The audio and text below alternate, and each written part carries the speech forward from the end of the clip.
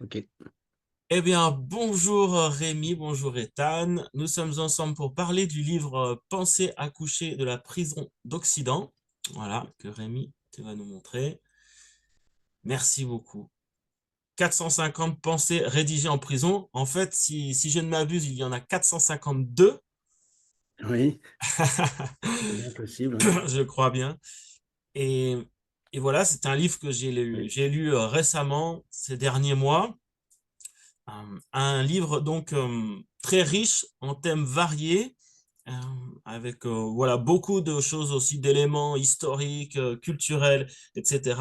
Donc la proposition est de revenir sur certains thèmes et aussi peut-être sur voilà, une façon aussi d'écrire, une façon de penser. Oui. Oui. Et il faut que je dise tout de suite que d'abord vous remercier pour votre accueil et puis pour votre regard parce que, mon cher Kevin, vous avez un œil d'aigle quand vous lisez et vous repérez des coquilles et je ne pensais pas qu'il en restait et vous les avez repérées vraiment. Vous êtes excellent en relecture et vous avez un très très bon français donc vous avez repéré des tas de, enfin, des choses qui demeuraient dans mon livre. Et donc, j'ai fait ce travail. Vous avez bien voulu me renvoyer votre exemplaire pour que je puisse reprendre ces fautes. Donc, désolé pour mes lecteurs précédents qui ont des ouvrages avec des coquilles. Bon, ça serait peut-être des objets de collection, après tout, on ne sait pas. Mais en tout cas, ça a été nettoyé. Voilà. Donc, merci déjà pour ça. Oui, voilà, bah, d'ailleurs, oui, c'était un peu comme ça que, même si on se connaissait avant, mais nous avons repris contact Oui, avec cette histoire de relecture, oui, et d'où cette émission. Donc, je vous propose qu'on démarre avec un premier point euh, qui, euh, qui concernerait déjà une somme de ressentis et qui vont nous permettre de débattre, de commencer le débat. Notamment, je trouve que de ce livre se dégage à la fois une grande culture littéraire, mais aussi historique, et qui est au niveau historique assez étonnante. Ce qui questionne aussi, c'est le fait que ça a été écrit en prison, et que donc, a priori, et je ne sais pas, justement ça, c'est une question aussi, hmm. à quel point il y avait des ressources sur place, de type bibliothèque et ou Internet, pour, sur la base de tout ce que vous savez, aller revérifier des trucs avant de vraiment les coucher sur le papier, des dates. Alors oui, ça, c'est une très bonne question parce que, bon, il n'y a pas de ressources en prison, si ce n'est les livres qu'on peut avoir à la bibliothèque. Il se trouve que, ou les livres qu'on reçoit. Alors, il se trouve que il y a pas mal de choses qui m'ont été inspirées par des lectures que je faisais. Donc, je pouvais reprendre simplement les documents qu'on m'envoyait. Et j'ai reçu des livres qui manifestement tombaient très très bien et m'ont permis d'alimenter cette réflexion. Alors, il y avait des choses que je connaissais un petit peu, des choses que je connaissais très bien, des choses que je connaissais moins bien. Et donc, je partage effectivement en partie, en prison, les lectures que je fais. Il y a quelques ouvrages que je récupère en bibliothèque, mais que j'ai pu garder assez longtemps. Ils ne me les ont pas réclamés. Mais au bout d'un moment, la bibliothèque m'était interdite. Donc, malheureusement, je n'ai pas pu beaucoup m'appuyer sur la bibliothèque. Mais c'est vrai que si on va en prison, dans un régime normal, on peut demander au bibliothécaire de récupérer des livres. C'est pas forcé qu'il accepte. Parfois, il donne la possibilité de les acheter. On peut les acheter par son intermédiaire. Mais c'est pas, faut avoir des sous, quoi. C'est Ouais. pas forcément le cas. Mais sinon, les bibliothèques à Strasbourg, elles sont pas mal quand même. Elles sont pas mal achalandées, hein. On peut se faire Et plaisir c'était ma pendant longtemps. question, ouais. Ouais. D'accord. Ouais. Et alors, cette interdiction d'aller à la bibliothèque, c'était suite au démêlé avec la justice? C'était quoi le fondement? Oui, c'est ça, c'est qu'ils ont ajouté à ma première affaire une seconde affaire, une pseudo-affaire terroriste. Et donc, ils m'ont placé en isolement. Donc, tout le reste de ma peine. Donc, ça, enfin, ma peine, non, je parle de peine, il n'y a pas eu de peine, puisque il n'y a pas eu de condamnation. J'ai fait de la prison sans être condamné et sans procès. C'est ce qu'on appelle la préventive. Vous allez en prison en attendant votre procès. Ce qui est un régime inique d'ailleurs, hein. Faudra le réformer. Mais donc, je me suis retrouvé avec une seconde affaire et pour laquelle j'ai été mis hors de cause seulement en 2024, c'est-à-dire l'année dernière. Mais à partir de ce moment-là, donc, je ne pouvais plus sortir de ma cellule Ouais. pour aller à la bibliothèque ou pour aller ailleurs, en zone scolaire ou même en promenade. Et donc, là, on a parlé de la bibliothèque, mais juste pour lever le doute, Internet, il y a ou il n'y a pas? Non, non, bien sûr que non, il n'y a pas Ouais. Internet. Voilà. Alors Voilà. je dis promenade, c'est la cour Oui, la cour de la prison parce que je vois passer des informations comme quoi tel prisonnier serait allé au musée ou ceci, cela. Moi, je sais pas, je comprends pas là, parce que nous, il était absolument hors de question d'aller au musée ou aller se promener à droite à gauche, hein. Je sais pas comment il est possible que des gens soient. C'est possible, hein, je conteste pas, mais partent dans de véritables promenades en forêt ou ailleurs. J'ai vu ça. Bon, moi, j'ai jamais vu ça. ouais. Ouais, il y a peut-être localement des choses qui sont développées, des programmes pour Voilà, sortir les peut-être, prisonniers. Ouais. peut-être, ouais. Ok, eh bien, merci déjà pour cet aspect-là. Et voilà, donc moi, je voulais dire qu'il y avait dans ce livre, effectivement, beaucoup de nuances. Moi, la nuance me tient beaucoup à cœur, et Ouais. notamment parce que je pense qu'on en manque beaucoup dans notre société actuelle, et que Mhm. le savoir nuancé est un savoir qui se perd et qui, dans les nombreuses vertus qu'il détient, en fait, vraiment ne pourrait nous remettre sur la bonne voie, quoi. Une meilleure voie sociétale, civilisationnelle, je crois qu'il y a un gros enjeu à ce niveau-là. Donc, quand je trouve de la nuance, cela me ravit, et Mhm. d'autant que c'est plus si courant. Alors, quand je le dis dans ce cadre-là, par rapport à l'idée que je m'en fais. Et donc, beaucoup de nuances apportées à des thèmes très variés, souvent un regard franchement décalé par rapport à la pensée ordinaire. Mhm. Ce qui m'a plu, je le qualifierais d'ailleurs comme une forme d'érétisme savoureux et nécessaire, Mhm. mais aussi j'ai relevé de temps en temps, plus ou moins régulièrement, un franc-parler qui, je l'imagine, peut rebuter. Moi, Ouais. je ne m'arrête pas là-dessus, mais je pense qu'il y a quand même des tournures de phrases, des postures ponctuelles qui sont, je pense, de nature à rebuter. Euh, voilà, donc déjà, juste exposé comme ça, est-ce que c'est quelque chose qui vous parle, dont vous avez conscience? Est-ce que c'est un choix? Pourquoi ce Oui. choix? Alors, déjà, moi, ce que je ressens de votre approche, c'est que déjà, je crois que vous êtes quelqu'un d'extrêmement sensible et je sais que vous êtes un artiste déjà. Donc, Oui, vous avez une approche des choses qui n'est pas formaliste, légaliste ou vous ne lisez pas sous le prisme social ou politique. Vous avez une lecture beaucoup plus vaste. Et j'ai été très frappé dans votre lecture parce que vous m'avez envoyé votre livre. Donc, oui. avant de vous le renvoyer, bien sûr, je l'ai regardé attentivement. Et vous avez mis en exergue très, très nombreux passages. Tout à fait. Bon, donc je suppose que ce sont des passages qui vous ont interpellé ou intéressé. Bon, et Mon best-of. presque, voilà, le best-of, mais presque toutes les pages, euh, il y a des passages soulignés. Donc bon, un auteur, il est toujours content de trouver un lecteur qui lit Hmm. vraiment. Parce que j'ai eu très peu de retours, en fait, Ouais. jusqu'ici. Les gens me disent c'est bien, c'est formidable, mais j'ai pas forcément le détail, je sais pas ce qui les intéresse. Or, moi, je sais que là-dedans, il y a des choses qui méritent qu'on en parle. Et je regrette, c'est très difficile pour nous. C'est comme la mère de famille qui a un enfant qui est prodigieux, enfin, qu'elle trouve prodigieux, et personne ne le voit. Et c'est toujours très frustrant. Donc, je suis un Hmm. peu dans cette situation et je suis content que quelqu'un puisse me dire, tiens, là, là ou là, il y a des choses intéressantes. Alors ensuite, sur le côté rebutant, oui, ça, c'est certain parce que d'abord, quand vous êtes en prison et quand vous avez mon âge, vous ne vous embarrassez pas avec les politesses et les rodomontades ou les circonvolutions. Vous allez droit au but et moi, je dis les choses comme je les pense. Bon. Alors maintenant, étant en prison et dans cette situation, je suis sous le coup d'un double coup de fourche ou d'un coup de ciseau. D'un côté, je ne peux pas trop parler parce que je sais que mon livre pourrait être lu, parce qu'ils peuvent entrer dans la cellule à n'importe quel moment et prendre tous vos papiers. C'est ce qu'ils ont fait une fois, hein. Ils sont rentrés, ils ont piqué tous mes papiers, tous mes courriers, tous mes manuscrits, tout ce que j'ai commencé à écrire. Ce qui est vraiment perturbant pour continuer à lire, parce qu'évidemment, notamment pour écrire Reinhardt, bah, je suis très embêté de savoir ce que j'écris. Donc ça, ne vous le rendent Ah pas oui. avant plusieurs mois. Donc c'est très très handicapant. Ouais. Et vous espérez qu'ils vont vous les rendre, ce qui n'est Ouais. pas toujours le cas. Donc, il y a forcément une certaine autocensure, puisque vous ne pouvez pas vous permettre de dire ce que vous pensez du système pénitentiaire intégralement. Bon, Eh oui. alors moi, j'ai pas envie de tout faire exposer non plus, hein, je ne suis pas un fou furieux, mais enfin, ça retient quand même votre plume. Et d'un autre côté, vous avez suffisamment l'envie de justice et vous n'avez plus rien à perdre non plus, puisque vous êtes au maximum de ce que vous pouvez subir de la part de cette société. C'est la prison, c'est le châtiment ultime. Donc ils peuvent plus rien contre vous, hein, c'est ce que j'écris d'ailleurs. Ils peuvent plus rien d'autre contre vous. Donc à ce moment-là, vous avez une certaine liberté. Donc d'un côté, il y a cette censure qui est nécessaire pour éviter d'avoir plus d'ennuis. D'un autre côté, il y a une liberté parce que de toute façon, vous êtes déjà au maximum de ce qu'ils peuvent vous faire payer. Vous voyez, donc c'est assez paradoxal. Et vous vous Ouais. retrouvez dans un monde entre deux qui est un monde où vous avez l'énergie pour parler parce que vous voulez restaurer la vérité, enfin votre vérité et votre justice. Et d'un autre côté, ben, vous n'êtes pas totalement en liberté non plus. Donc, il faut savoir dire les choses avec beaucoup en choisissant bien les mots et en faisant des phrases à la fois dures, mais pas trop se laisser aller dans la facilité d'écriture. C'est peut-être pour ça que ça aboutit à une écriture assez bien travaillée, je pense, enfin j'espère.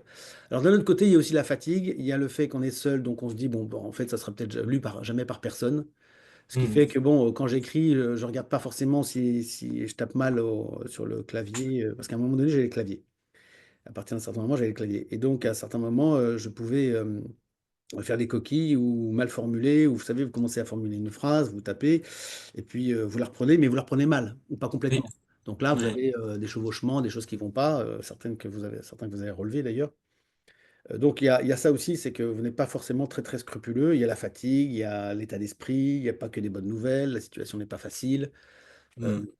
bon, voilà, ça ne vous aide pas forcément à avoir une écriture très très scrupuleuse. Mais enfin, voilà, il y a tout ça à la fois. Donc à la fois un travail, une nécessité d'un travail très très abouti, puis en même temps, bon, bah, des contraintes qui sont exactement contraires. Bon, tout ça, ça aboutit à ce livre. Dans l'ensemble, si vous voulez, moi j'en suis quand même très content. Peut-être qu'à certains moments, je parle un peu trop franchement. Peut-être que je pourrais reformuler aussi, c'est possible. Peut-être il y a des maladresses, c'est possible. C'est possible. Mais dans l'ensemble, enfin, je crois. Alors, je ne sais pas s'il faut parler de l'ensemble, mais je crois qu'il y a quand même des pépites. Voilà, c'est ce que je crois. Voilà. Oui, c'est ce que je crois aussi. Et alors justement, par rapport à, en tout cas, merci ouais, pour cette réponse-là, ces coulisses de Mm. l'écriture. Et, et donc, par rapport à mes pages cornées, puisque vous avez pu voir Oui, mes pages cornées, et notamment, il y a aussi les accolades qui permettent de voir voilà, c'est ça que j'ai regardé. précisément dans la page le passage qui a relevé particulièrement mon attention. Et donc, moi, je suis auteur aussi. Alors, cette histoire de est-ce que ce que moi je vois de plus important ou intéressant, est-ce que c'est aperçu par l'autre? Comment il l'a perçu? Qu'est-ce qu'il y a vu? Enfin, tout ça, ce que vous avez dit, ça me parle beaucoup. Je pense je comprends bien l'idée. Et donc, justement, je pense que moi, si je recevais un livre corné comme je l'ai fait, enfin, si j'étais à votre place, ça m'aurait effectivement beaucoup intéressé. Je Oui. comprends bien cet intérêt. Et justement, est-ce qu'il y a eu correspondance entre ce que vous estimez être les pépites de ce livre, vos pépites, et celles que j'y ai relevées? Est-ce qu'il y a eu des correspondances? Est-ce qu'il y Oui, a eu des non-correspondances particulièrement étonnantes ou voilà, quel est alors, votre retour bon, alors là-dessus? déjà, c'est assez marrant parce que comme vous avez corné bon, les pages, alors en bas, vous avez corné les fautes, les coquilles que vous avez vues. Bon, Tout donc, à fait. je les ai toutes décornées à chaque fois que je les ai corrigées pour pas me planter. Ouais. Et puis à la fin, pour être sûr de pas pour pas en avoir raté, ce que je fais, c'est que je presse très très très très fort comme ça, Mm. et je vois s'il reste une page qui a été cornée. C'est comme ça qu'on fait. Ouais. Donc je les ai toutes décornées, bon, parce que évidemment j'ai relevé toutes les erreurs. Bon, ça c'est la première chose. Mais ce qui est assez marrant, c'est qu'à chaque fois que vous cornez la page, vous augmentez Oui. la taille de l'épaisseur de la page. Ouais. Ce qui fait que comme vous avez beaucoup corné, mais en fait votre livre ici, il est épais comme ça, Ouais. hein, Ouais. Ouais. et puis ici évidemment il est creux parce que c'est pas corné. Donc vous Ouais. avez un effet en bas et en haut, il y a un effet assez marrant d'un livre qui est extrêmement épais aux extrémités et fin là. Enfin fin si on peut dire, parce que c'est quand même déjà un peu. Ouais. Bon déjà il y a ça. Alors je suis allé voir bien sûr les pages où vous avez corné. Effectivement, vous avez corné et mis des accolades, et ça correspond à ce que je considère effectivement être des passages intéressants. Mais ce qui me fait plaisir, c'est que c'est corné pratiquement partout et que beaucoup de Ouais, il y passages. a beaucoup de pages Alors, il y a cornées. peut-être des choses qu'on n'avait pas vues, mais Ah bah oui. bon, Chacun a ses propres affinités ce sera aussi. peut-être après une relecture, mais en particulier dans le domaine des solutions. Parce qu'il y a aussi ce fait que vous n'êtes pas forcément un politique et que je pense que vous avez un certain recul sur la société, vous n'avez pas tellement envie de vous mêler de toutes ces histoires politiciennes, il me semble. Bah, je m'en suis beaucoup mêlé en termes plus militants et sur différents domaines qui relevaient plutôt de ce qu'on appelle l'écologie. Mais notamment suite au gros bazar du Covid, je pense que là, j'étais clairement dans le politique. Oui. Notamment, ça a pu prendre plein d'aspects, hein, mais notamment tout ce qui est création de collectifs, intervenir, faire des D'accord. demandes, des courriers, prendre des mesures, faire de la réinformation. Enfin, ça a pu prendre beaucoup de formes et je me suis beaucoup investi dans ce domaine-là. J'ai fait beaucoup de réinformation, donc là, je pense qu'on était clairement dans le politique, quoi. Oui. Et même si l'écologie, déjà, euh, jeune adulte, je m'y suis beaucoup impliqué. Elle a forcément une dimension très politique également. Mais là, avec le Covid, là, je pense qu'il y a zéro discussion. J'étais en plein dans la politique, quoi. Euh, voilà. Donc non, ce sont des. Je suis à la fois artiste, très littéraire, mais je suis de formation scientifique au niveau de mes études et j'ai beaucoup apprécié de aussi m'intéresser au contexte mondial. C'est dans quel on vit dans quelle histoire civilisationnelle. J'ai beaucoup documenté tout ça et voilà à la fois de l'histoire et dans l'actualité. Donc ce sont des notions quand même qui me concernent beaucoup et sur lesquelles j'ai beaucoup fouillé, j'ai des choses D'accord. à dire. D'accord.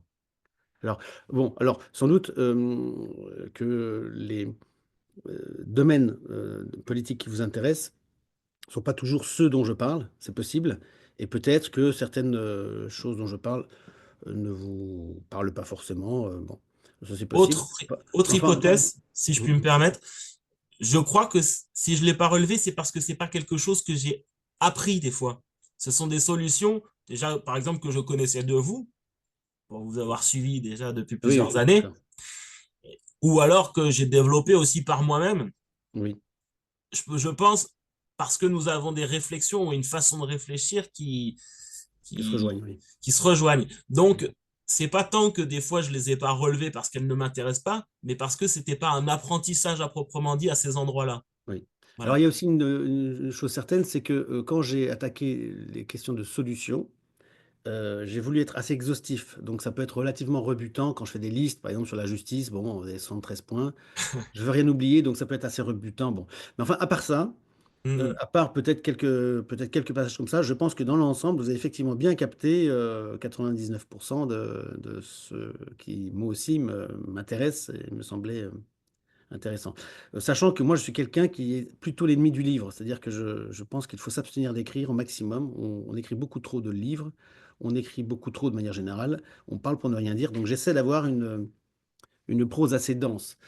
Bon, voilà, ça donc ce qui rend mon écriture peut-être assez justement assez dense et éventuellement à certains moments rebutante, je ne sais pas, ou en tout cas austère ou âpre. Ouais, moi, c'est pas la densité qui m'a gêné. Moi, j'aime bien que ce soit dense, quoi. Mais non, c'était plutôt les questions de ton. Mais bon, on l'a évoqué. D'accord, Voilà. d'accord. C'est plutôt les Alors sur questions. à quel moment est-ce qu'il y a des choses qui vous... Alors, vu que vous m'avez piqué mon livre et que je ne l'ai pas encore retrouvé, mais c'est Oui. pour bientôt là, euh, là, j'ai pas la matière pour éventuellement aller chercher et citer des choses, peut-être. Voilà. Mais comment dire? Il est parti par la poste, hein. Vous devriez l'avoir demain, je pense. Demain ou Bah, après-demain. c'est parfait. Merci.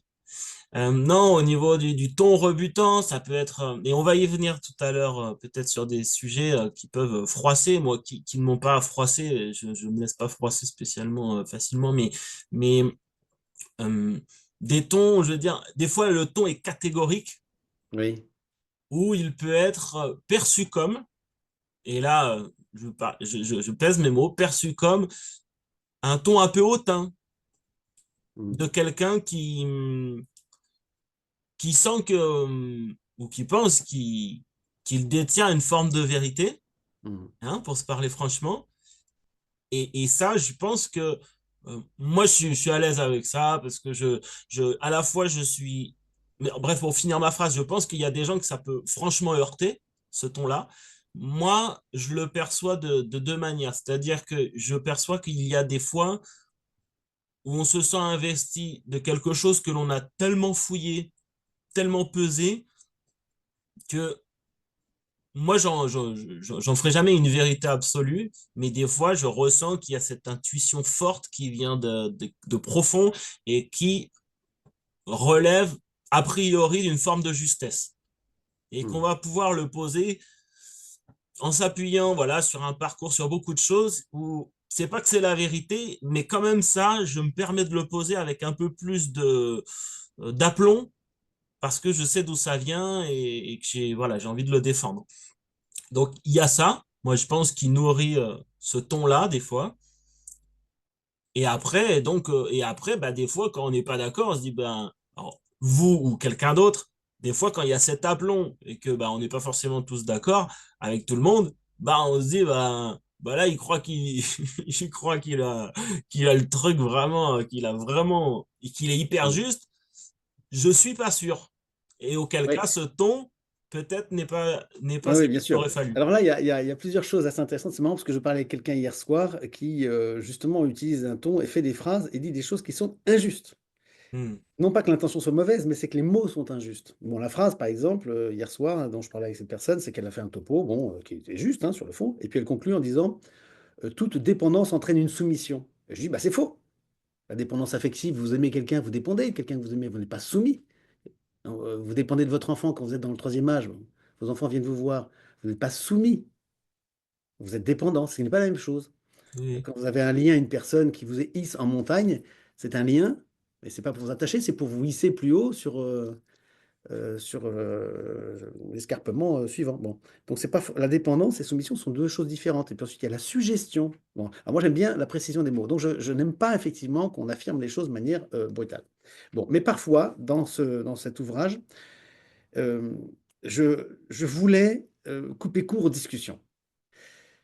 D'abord parce que quand vous êtes en prison, vous dites merde, j'ai le droit de causer maintenant. J'en ai marre des politesses, j'y suis. Maintenant, je vais vous dire la façon dont je vois les choses. Et puis, je ne vais pas m'embarrasser de circonvolution ni de politesse. Je vais pas.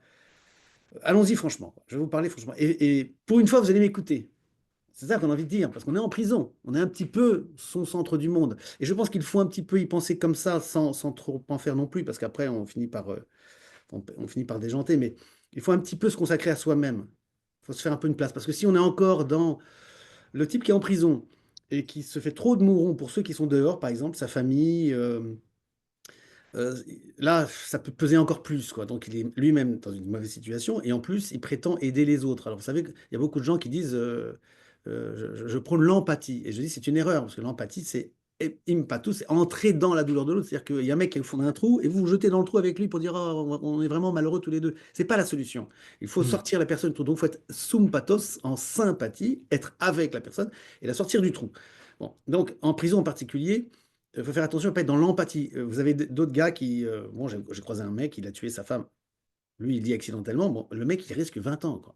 Et donc, le gars, il est complètement mais détruit profondément parce que c'est pas sa nature, il n'est pas comme ça. Il y a eu un accident dans sa cuisine avec sa femme qui était assez violente et il avait un couteau à la main et il a reçu une dose de médicaments. Le médecin lui prescrivait depuis 15 jours un truc qui le rendait dingue. Il avait des pertes de mémoire et de contrôle de lui-même depuis 15 jours. Et moi, je suis certain que son cas, c'est une affaire médicale. Enfin, bon, bref, lui, il était sans arrêt à ressasser son truc. Et moi, j'essayais de lui parler, mais pas trop, parce que si je rentrais trop dans son truc, il ne faisait que parler de qu'est-ce qui va m'arriver, à ton avis, est-ce que je vais prendre 20 ans, 30 ans, est-ce que je vais prendre perpétuité. Enfin, il était extrêmement angoissé. Donc, vous pouvez pas, il ne faut pas rentrer là-dedans. Hmm. Et donc, votre réflexe, c'est de dire, bon, euh, je vais m'occuper de mon cas.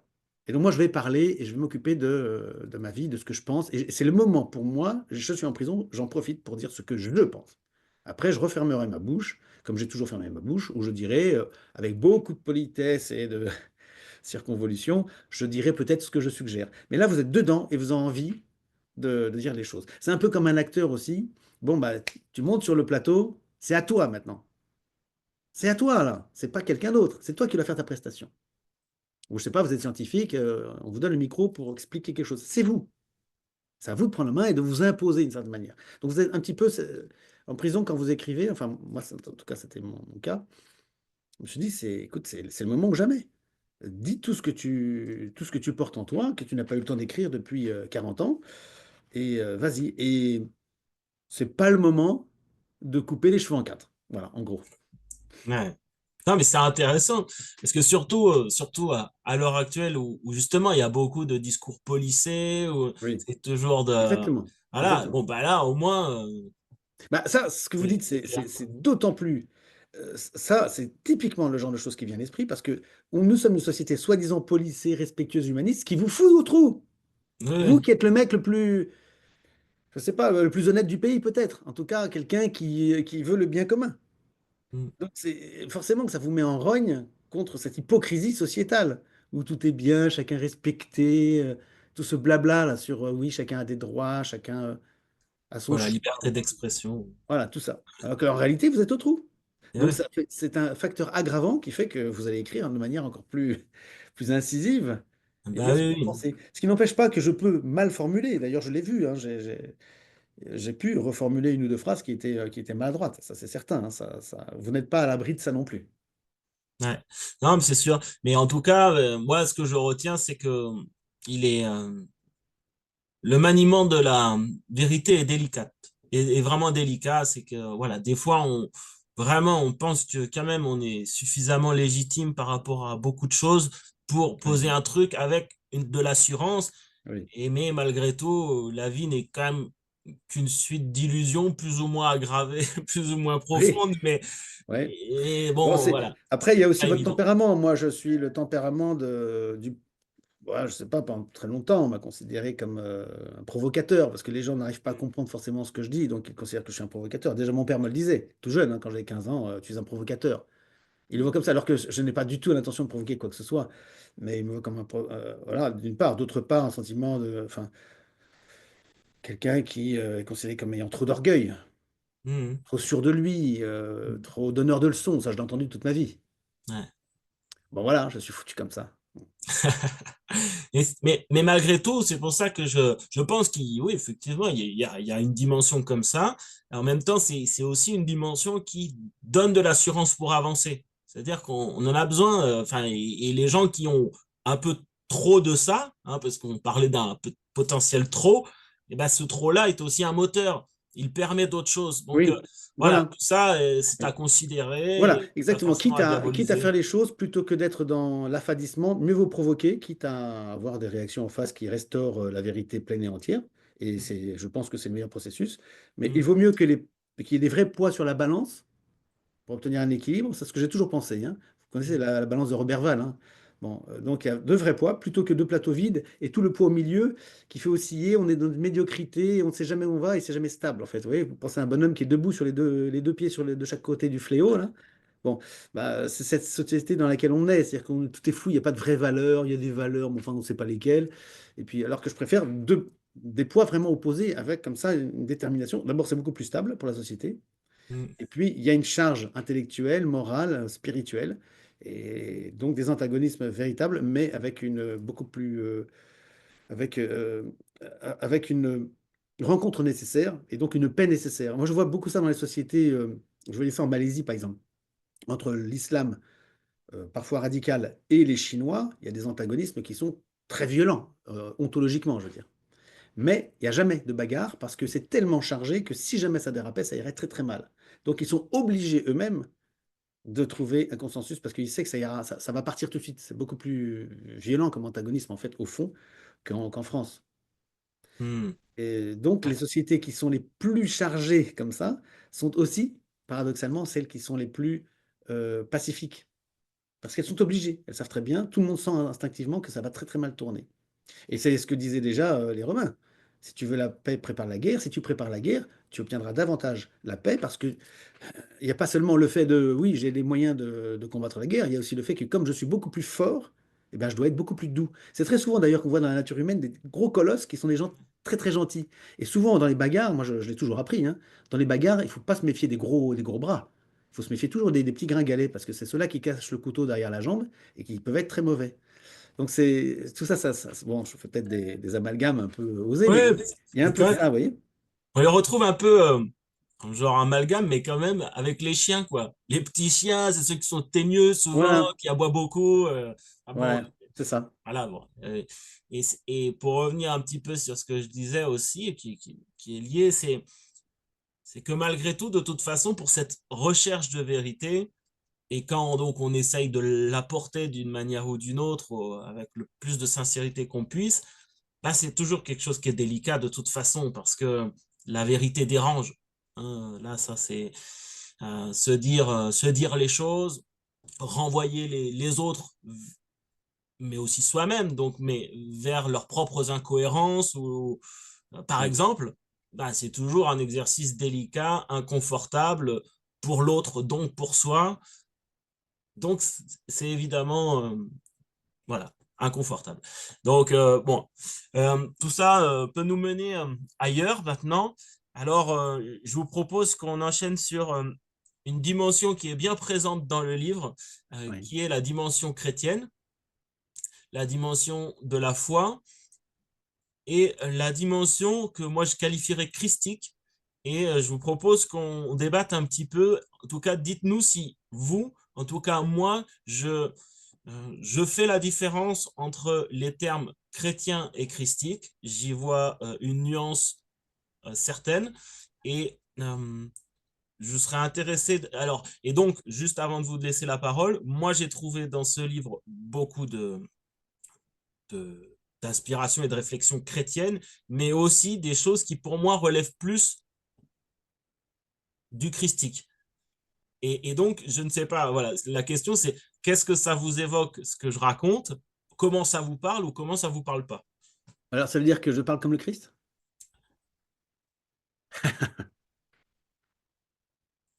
C'est ça que ça vous... Oui, alors, Bah, je sais pas, je vous pose la question, est-ce le que c'est ça côté que ça veut dire? christique, pour moi, c'est ça, c'est qu'il y a quelque D'accord. chose qui est Bah, je mets les pieds dans le plat, hein, plus exprès. proche de la source Oui, oui. et plus proche de l'énergie fondamentale qu'a pu représenter et que peut représenter le Christ, quoi, et que la chrétienté a Ça, transmis, c'est un très selon vaste moi, sujet. tant bien que mal, des fois bien et aussi beaucoup mal. Mais voilà. En tout cas, il y a une source qui c'est bah, le temps faisant les choses aussi. Euh, Moi, moi, je, je pense pas que ce soit le temps qui a affadi la parole du Christ. Je pense que c'est simplement la nature humaine.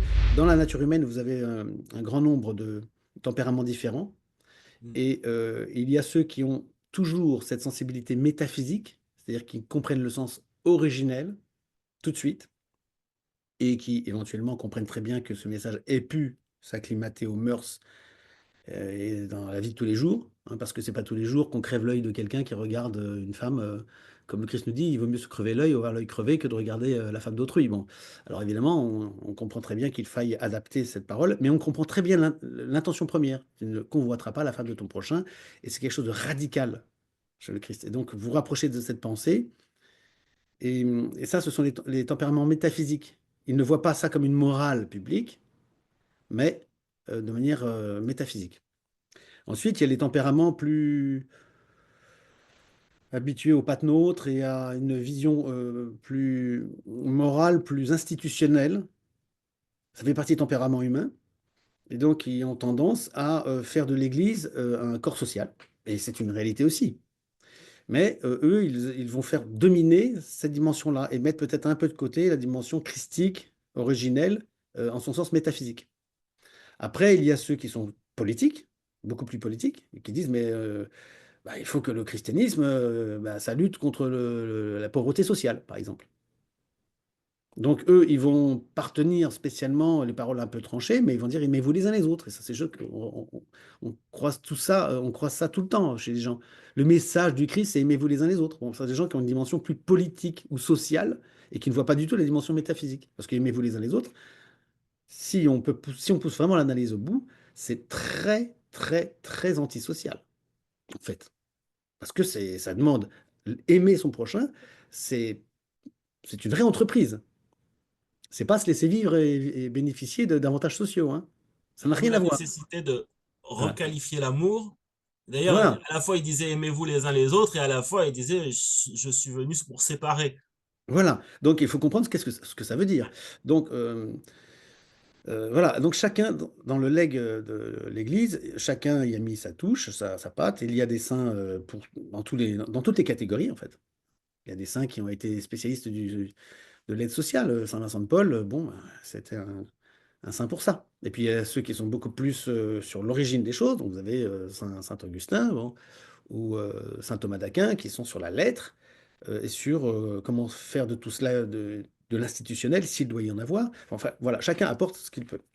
Alors moi je suis, s'il m'est permis de parler de moi dans cette lecture là, et dans cette relecture, euh, moi, alors je suis un personnage un peu, je ne sais pas si je suis spécial, on est tous spéciaux, mais disons que mes caractéristiques, c'est que je suis très très porté à comprendre les choses de manière essentielle. J'ai un esprit très métaphysique. C'est-à-dire que moi, vous me dites quelque chose, je vois le sens originel des choses, je vais négliger plutôt les conséquences.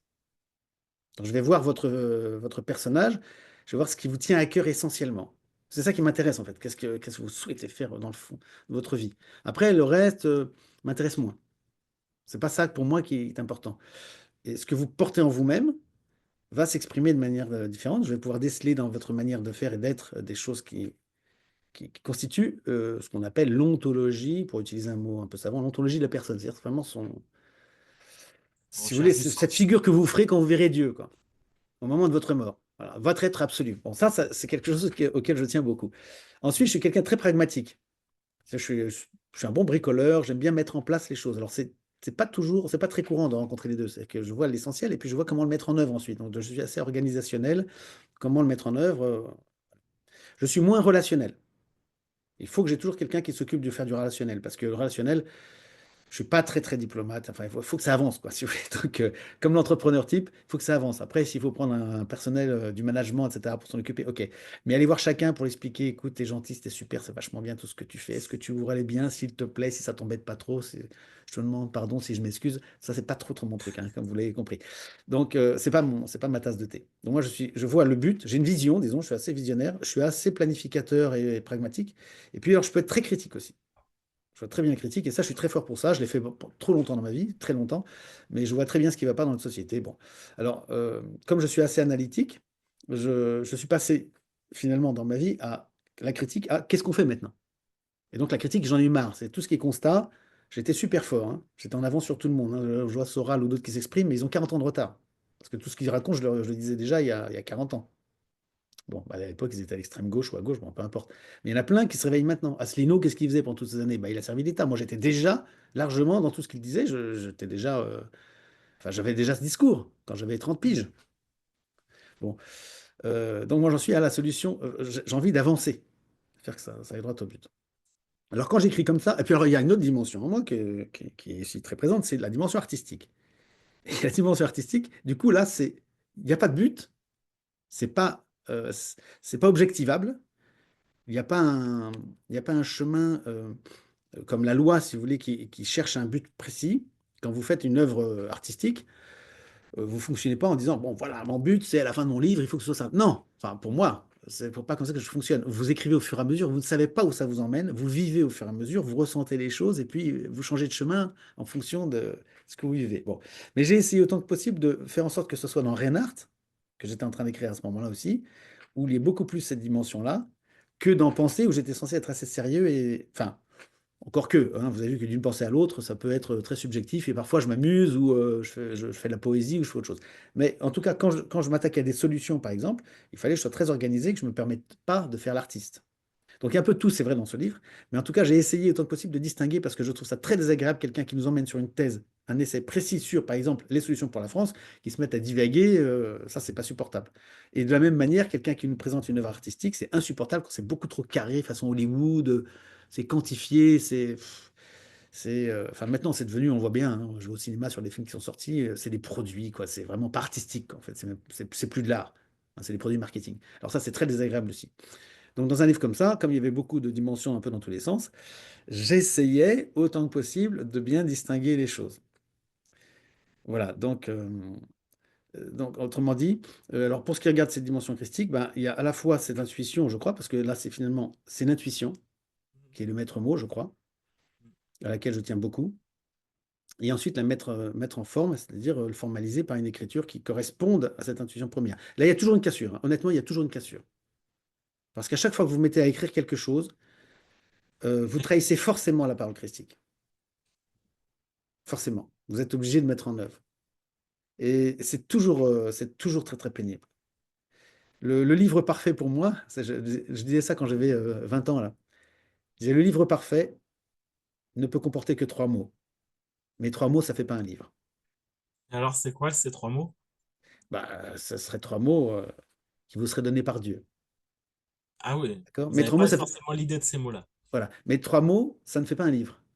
Ce qui fait que nous, dans notre incarnation, dès lors que nous en passons par l'écriture et des livres, nous sommes obligés d'en faire de trop, puisque ce n'est plus l'essentiel. Et du coup, nous sommes obligés d'être dans un certain éloignement. Il faut essayer de rester au plus proche de la parole christique, mais malheureusement, on s'en éloigne inéluctablement au fur et à mesure qu'on écrit.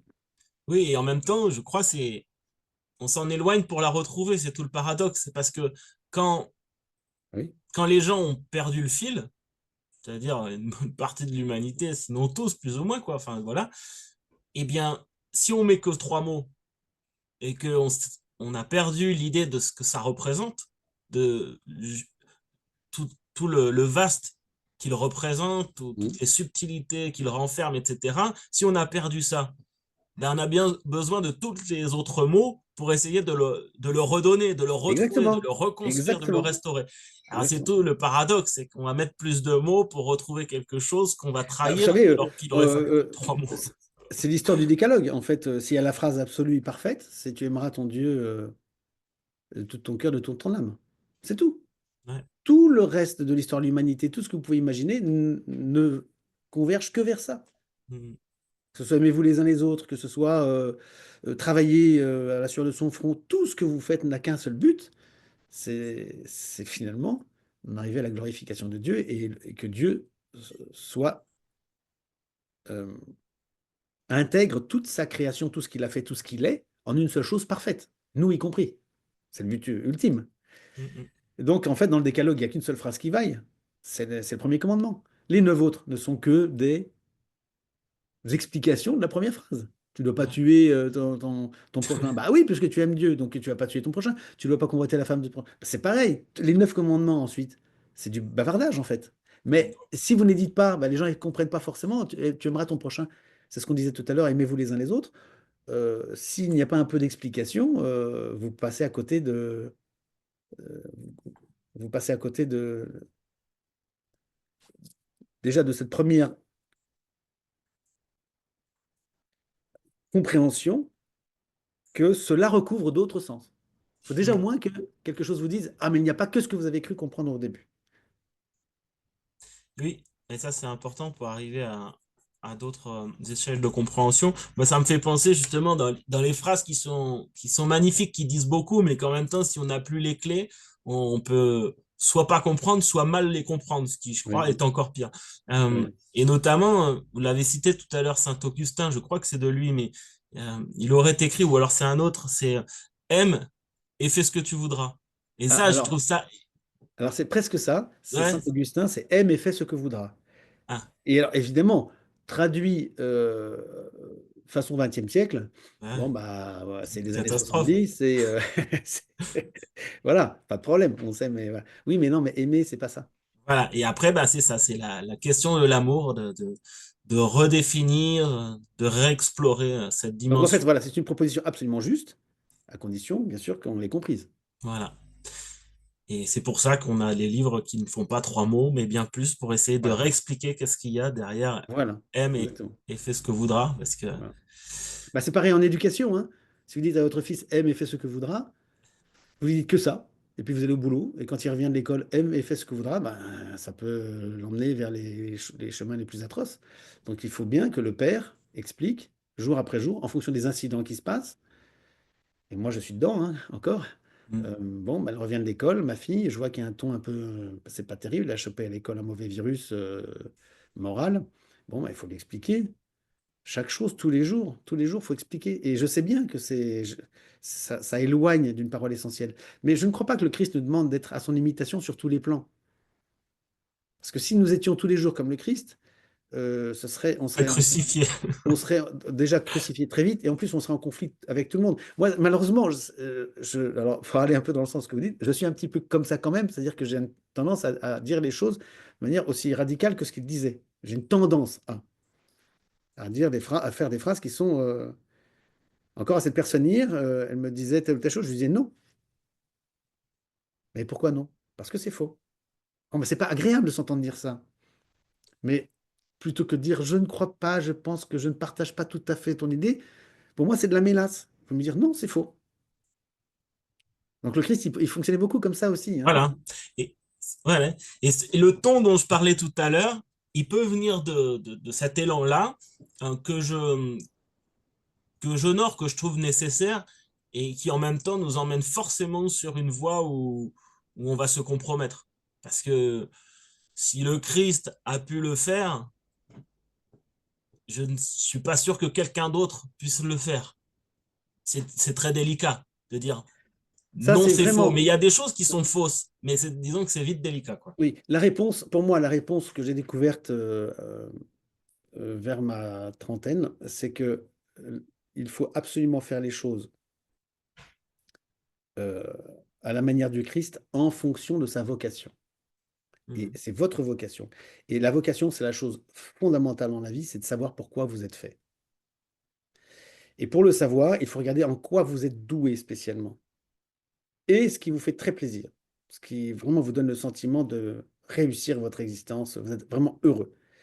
Et quand vous avez ça, c'est votre identité. C'est là-dedans que vous êtes bon. Ça peut évoluer légèrement, mais c'est rare que vous changiez complètement de direction. Si vous changez complètement de direction, c'est que vraiment vous changez de vie. Bon, il y a une grâce particulière, d'accord? Mais en général, on a un appel au fond de soi et on a une vocation. Et moi, j'invite chacun à se demander pourquoi vous êtes excellent. La personne avec qui je discutais hier, elle n'a pas trouvé sa vocation. Donc, elle fait des phrases, des machins, elle tâte le terrain et elle est fière de ce qu'elle fait. Oui, mais elle commet des erreurs et elle se cherche beaucoup. Elle n'a pas trouvé sa voie, elle ne s'est pas casée dans la vie, elle n'a pas trouvé la personne idéale. Il y a plein de choses qu'elle cherche. Elle n'a pas trouvé qui elle est vraiment et ce qu'elle veut vraiment. Elle a bien comme tout le monde, hein, comme beaucoup de gens avant 30 ans, j'étais pareil, hein. On a bien des intuitions, mais on ne s'est pas encore bien mis sur les rails sur ce que nous aimons et devons faire, c'est-à-dire la vocation. Et la vocation, c'est battu en brèche par la société moderne, hein. On en a beaucoup parlé au moment du Concile Vatican II. C'était pas forcément bien perçu par les traditionalistes, qui eux étaient plutôt dans l'idée de non, vous faites ce que le Seigneur vous demande, baissez la tête et puis hein, ne cherchez pas à creuser un ego, un moi. C'était assez mal perçu. C'était considéré comme un peu de l'égocentrisme. Mais non, c'est pas l'égocentrisme, hein, parce que la vocation, c'est extrêmement âpre et c'est suivre l'appel que Dieu vous fait et, euh, et c'est correspondre à la mission qui nous est finalement donnée dès la naissance, sans qu'on le sache. Donc c'est pas du tout âpre. Et c'est le moyen aussi d'éviter de suivre des voies figées et donc se retrouver dans un christianisme qui serait un christianisme institutionnel et moral qui ne correspond pas effectivement à votre chemin propre. Donc il y a un chemin propre. Ça ne veut pas dire qu'il faut tomber de l'autre côté. Je suis mon propre libre arbitre, je suis ma propre loi, et puis advienne que pourra, hein. C'est pas ça non plus. Ouais, mais c'est à l'image de la vie, c'est tellement subtil, quoi. La Oui, question de la vocation, on peut se fourvoyer un temps, voire longtemps, sur la raison de cette vocation, croire que c'est ma vocation, alors on peut qu'en se fait, tromper. je le fais Mm.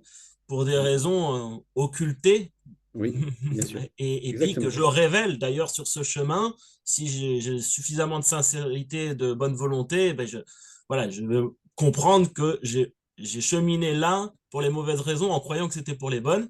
Mais bon, ça permet d'ajuster, et puis si on est suffisamment Oui, sincère, justement, on se rapproche de notre vocation plus véritable. Moi, ça me oui. parle beaucoup, enfin, c'est tout un chemin en tant C'est qu'artiste, dans toutes les traditions, on a parlé de la c'est voix, c'est présent pareil. pour moi. Voix et vocation, c'est pareil. La voix avec un V majuscule, Ouais, V-O-I-E, oui. la voix, hein, voilà. Et toutes les traditions ont eu tendance, avec le temps aussi, à dévoyer un peu la voix et à sortir de cet essentiel vocatif, cet appel premier, et Mm. ont tendance même, y compris dans le zen, hein, et une tendance à aller vers le service du Seigneur, vers le service du Bushido, etc. Et c'était un certain dévoiement. Il faut revenir, il a fallu revenir dans le temps, et c'est ce qui s'est fait régulièrement, hein, chez eux comme chez nous. Il y a régulièrement des gens qui viennent rappeler les choses. Nous, on les appelle des saints, eux, ils ont eu des grands penseurs, mais chacun rappelle en disant oui, bon, d'accord, c'est très bien, il y a un ordre social nécessaire, il y a une fidélité, une loyauté vis-à-vis du Seigneur, etc., etc. Dans le temps, ça a toujours, ça a demeuré jusqu'à, en tout cas, enfin, ça a demeuré très très longtemps dans la voie du zen. Mais n'oubliez pas votre voie fondamentale.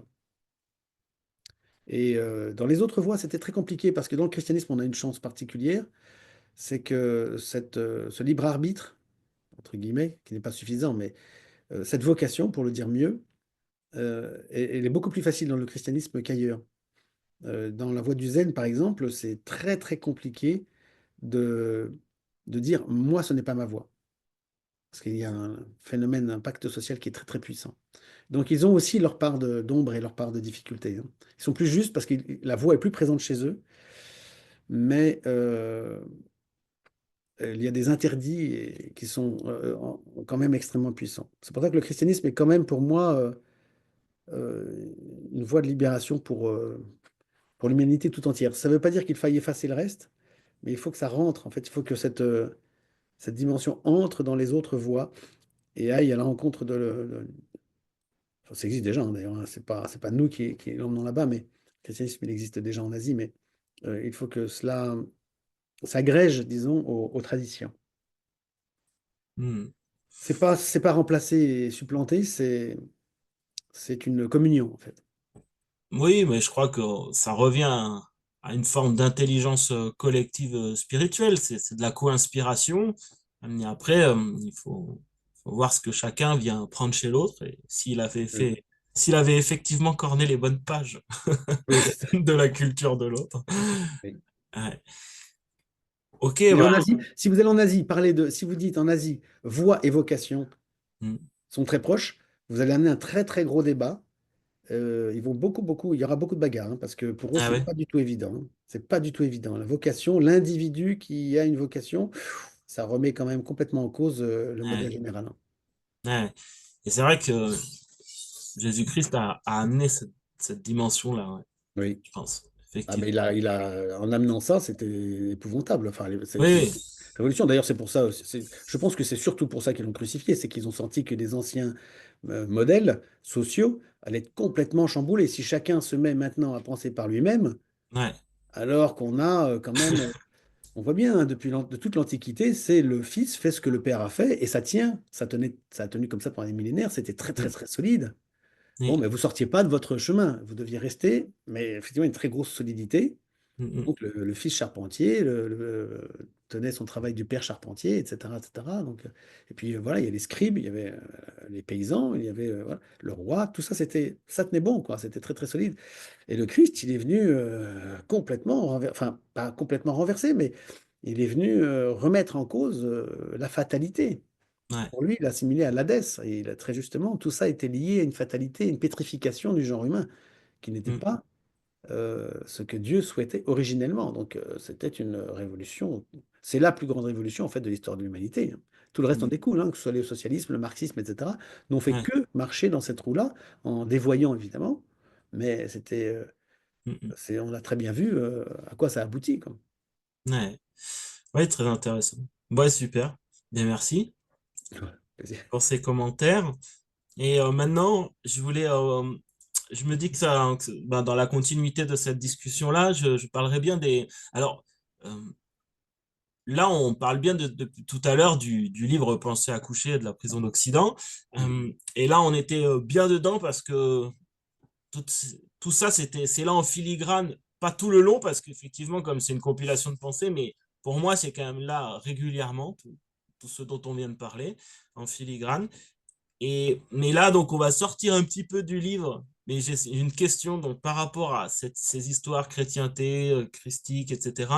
Une curiosité, on va dire, plus personnelle, qui n'est pas abordée dans le livre, mais justement par rapport bah, ça va nous faire venir sur la dimension plus chrétienne, puisque là, on a beaucoup parlé de la dimension christique du livre et même si elle est intimement liée aux chrétiens, et d'ailleurs on en a parlé un peu, mais peut-être là ça va nous amener plus dans le côté chrétien. Je serais intéressé de connaître votre opinion sur les sources apocryphes des évangiles, euh, notamment Maria Valtorta, mais aussi les évangiles apocryphes de Thomas, Marie-Madeleine. Et puis moi, je suis très intéressé aussi, pas que, mais aussi par les ouvrages de Daniel Meroy, que vous connaissez peut-être ou pas.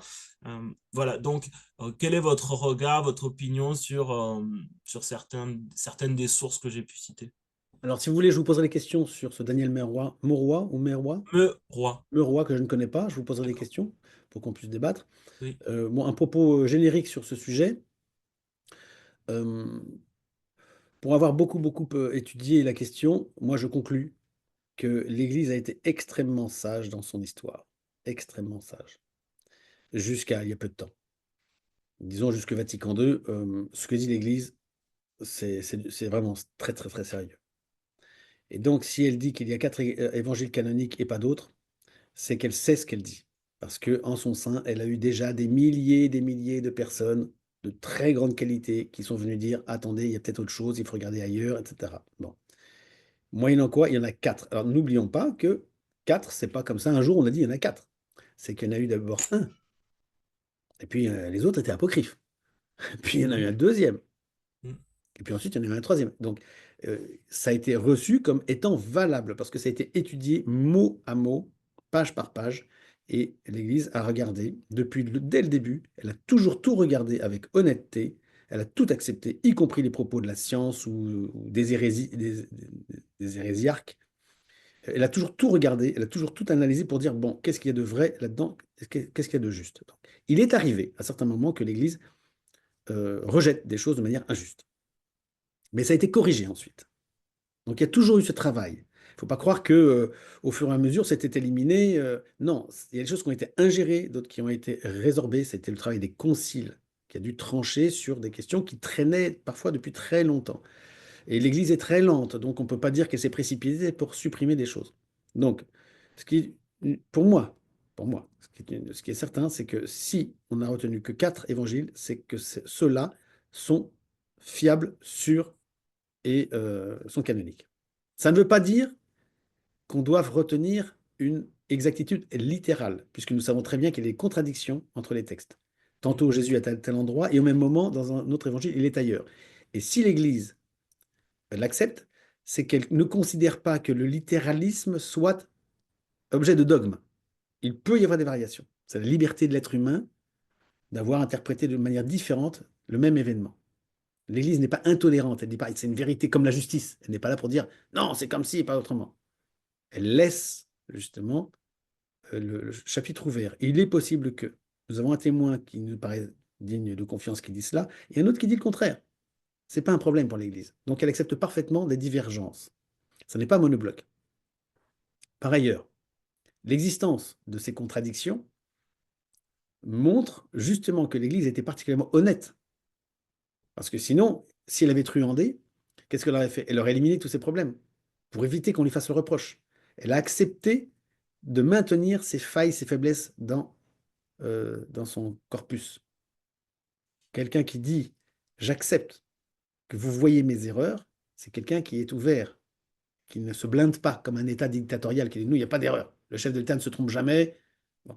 Mhm. Donc l'Église ne fonctionne pas comme ça. Cela dit, ce n'est pas parce qu'il dit que les 4 sont canoniques qu'elle dit également tout le reste est faux. Non, elle ne dit pas ça. Elle va considérer que les autres textes ne sont pas admissibles intégralement à l'heure actuelle. Ça veut dire qu'il peut y avoir des textes apocryphes dans lesquels il y a des choses qui sont certainement justes, voire justes et de manière avérée, et il y a d'autres à côté qui sont certainement fausses, voire fausses de manière avérée. Donc on ne peut pas intégrer intégralement ces éléments. En revanche, on peut récupérer des choses, travailler dessus, étudier, savoir ce qui est bon. Et il faudrait que les chrétiens sachent qu'il y a un travail énorme qui est fait, notamment à Jérusalem, pour faire entrer dans l'histoire de l'Église et à côté des évangiles des tas d'éléments qui n'y sont pas dans les évangiles. Par exemple, savez-vous qu'on sait, grâce à ces travaux, que la nuit du 25 décembre où Jésus est né, il neigeait.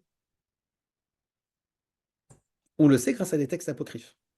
Il neigeait, il faisait vraiment froid ce soir-là, alors que bon, la neige, c'est quand même assez rare là-bas. Bon, on le sait.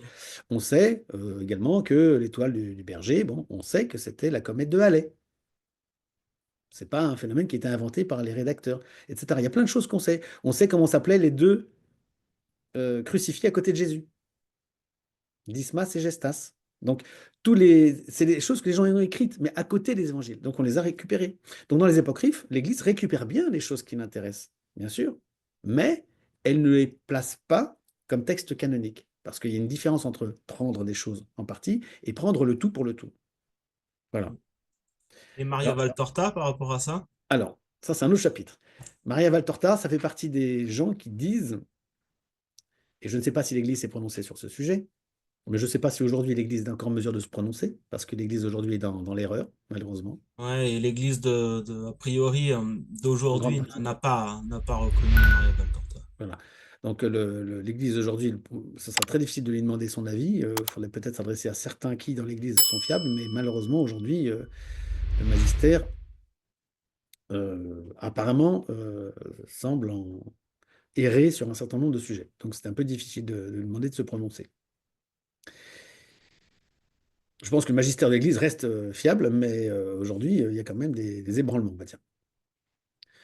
Euh, donc, il ne s'est pas prononcé au sujet de Maria Valtorta. C'est le cas de personnes qui disent avoir reçu une dictée directement de l'au-delà, Mm. soit du Christ, soit d'un saint, soit de Dieu lui-même. Il y a des gens qui écrivent comme Ouais, ça. ouais. Alors là, quelle est la question en fait?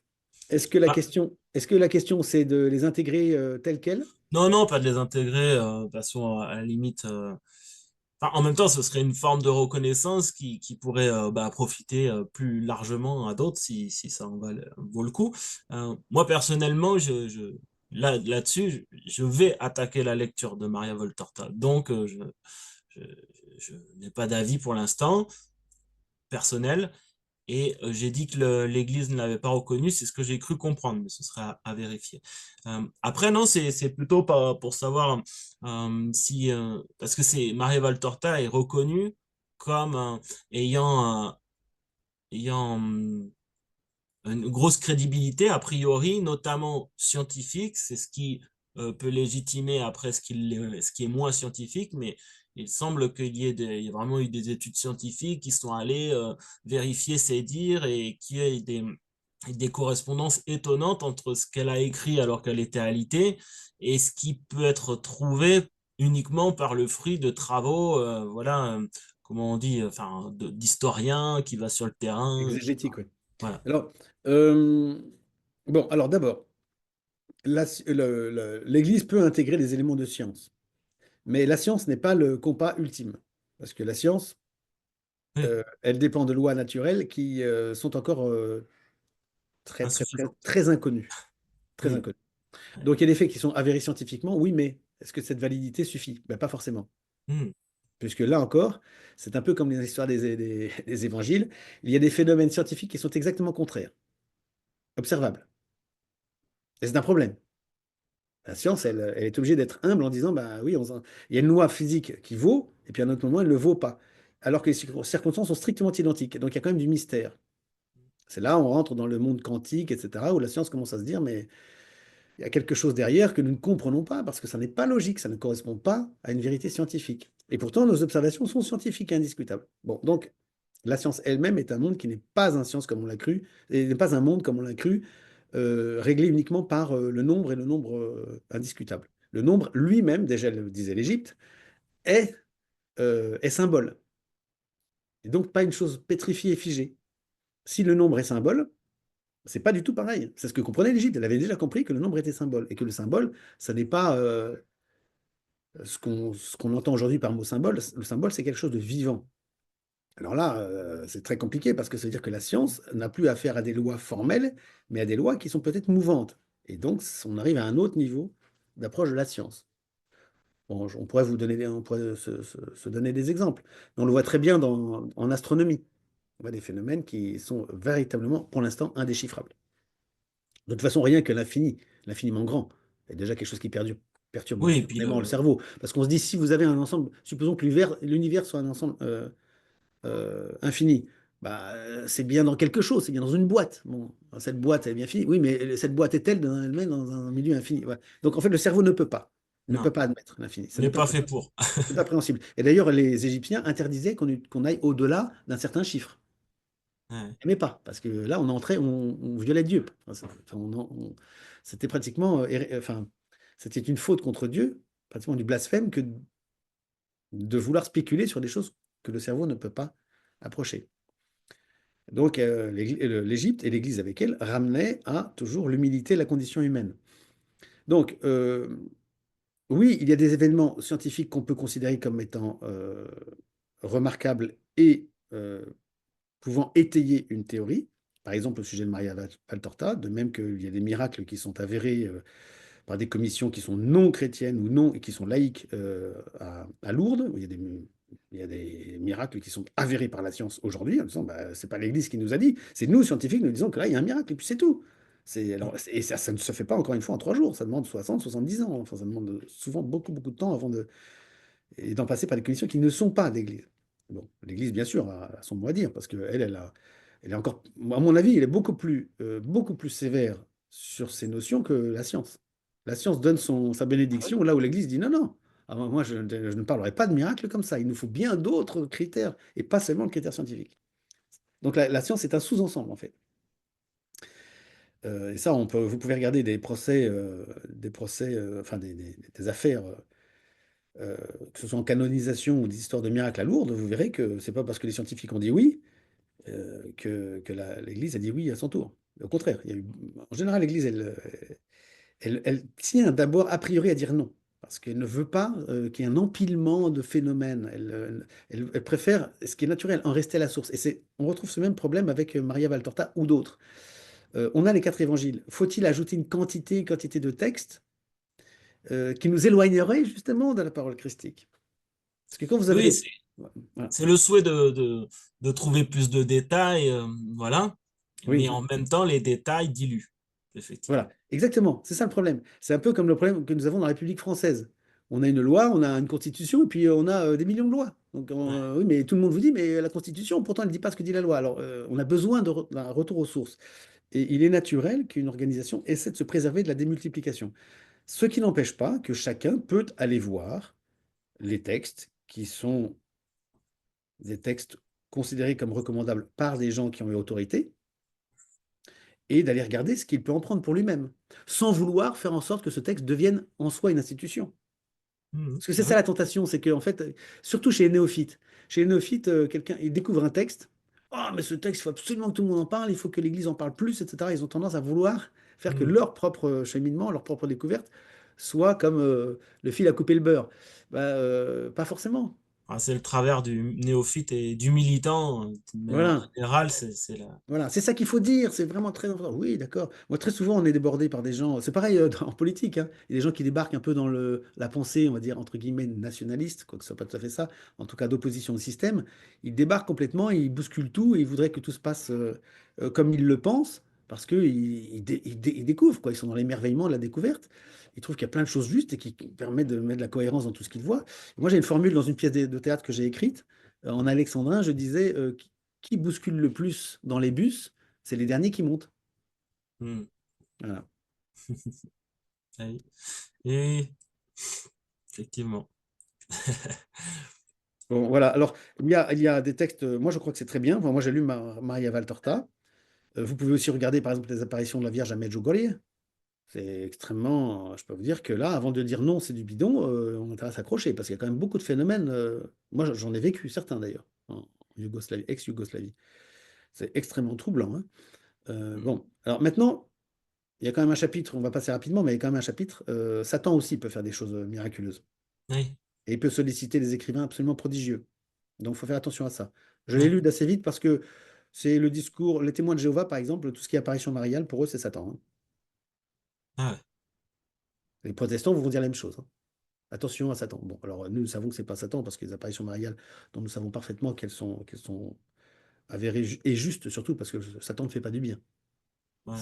S'il y a Mhm. Satan derrière, c'est qu'il y a un mauvais coup qui se prépare et on le voit assez vite.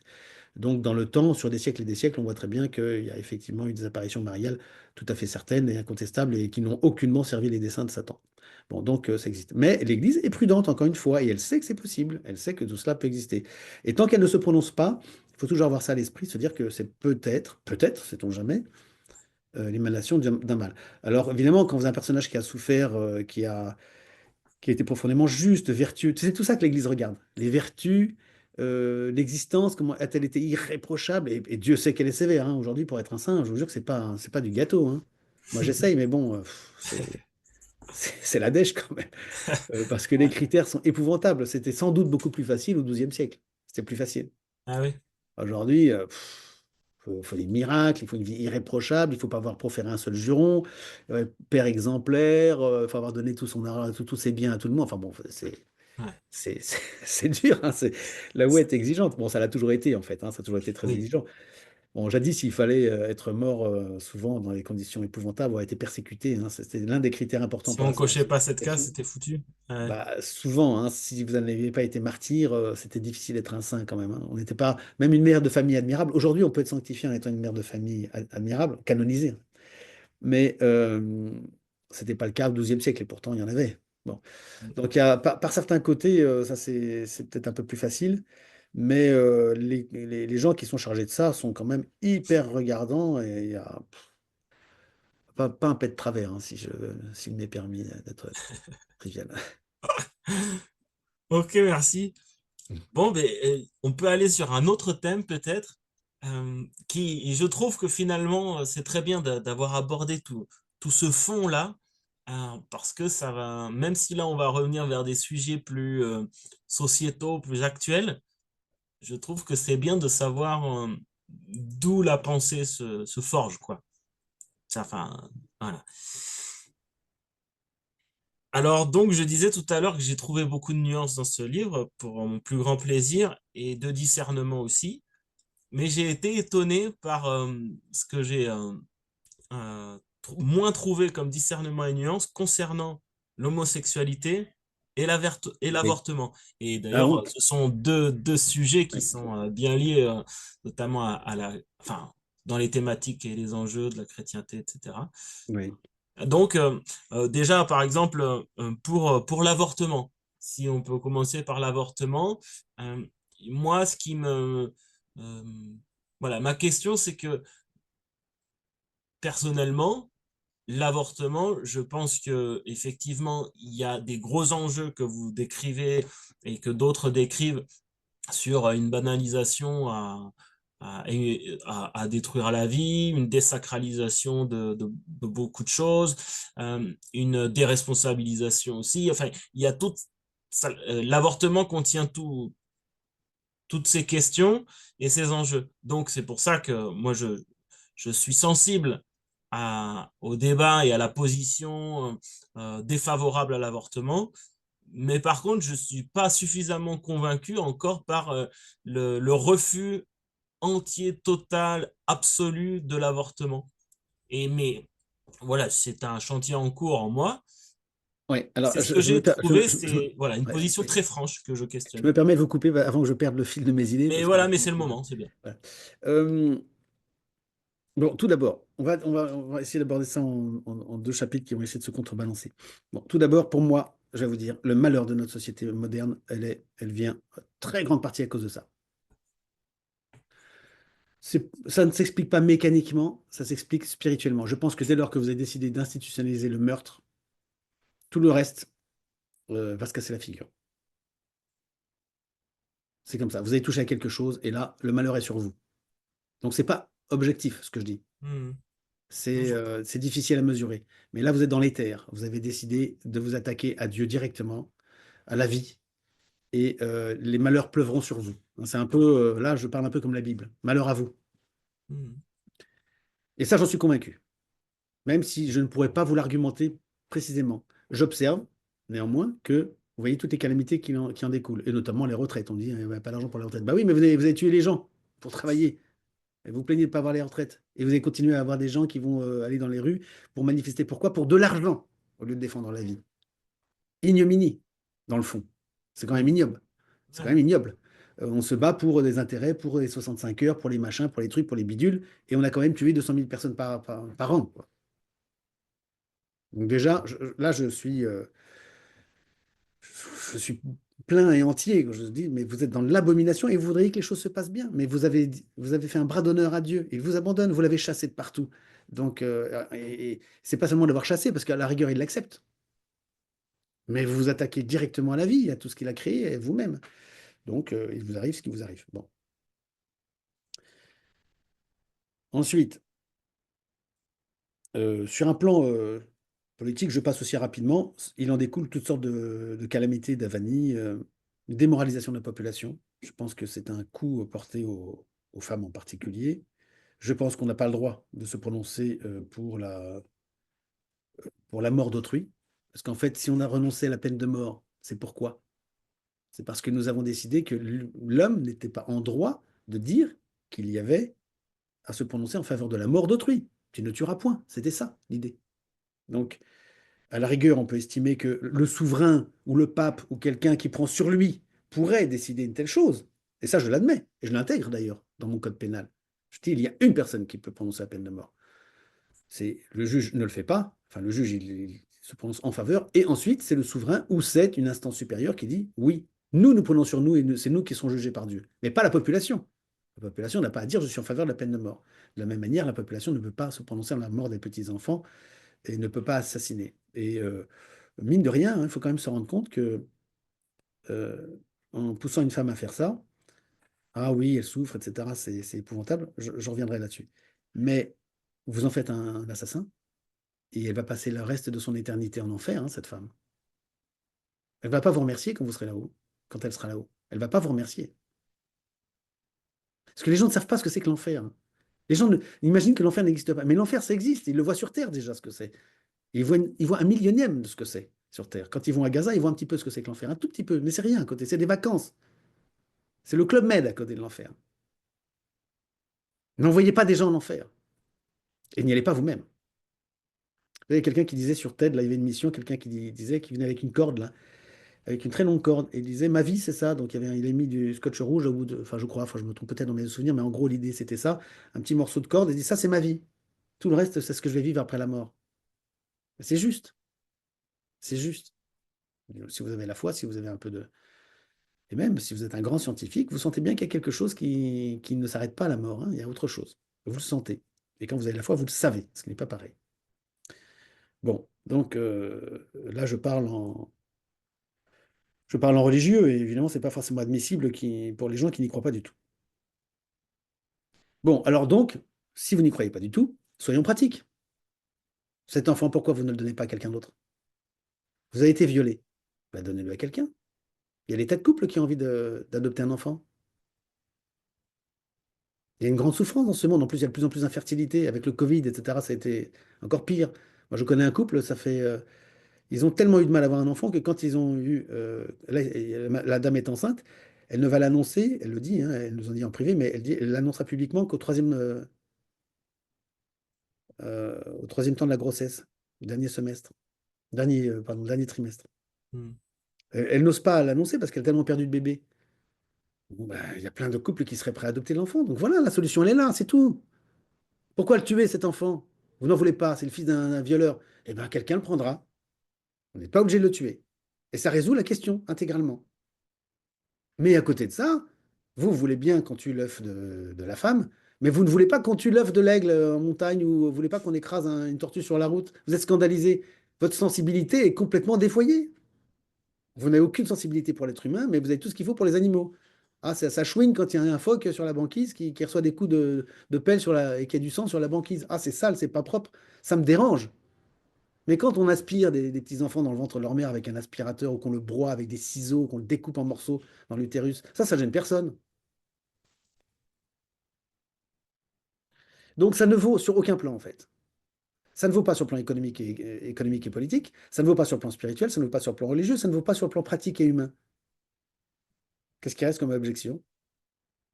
Quelle est l'objection? La souffrance des femmes? Ben oui, prenons-la en compte. Les femmes ne veulent plus de l'enfant. Si elle est sûre et certaine, et si on le voit d'ailleurs formuler ces histoires sous X, etc., parce que c'est quand même. Ah bon, en même temps, ça répondait à une difficulté, mais il y a plein de difficultés en aval. Mais si le principe est bon, on résoudra tous ces problèmes. Je pense que s'il y a souffrance de la femme, et ça existe, hein, et ça existe, parce que des femmes qui se retrouvent avec des enfants dont elles ne veulent pas, ça existe.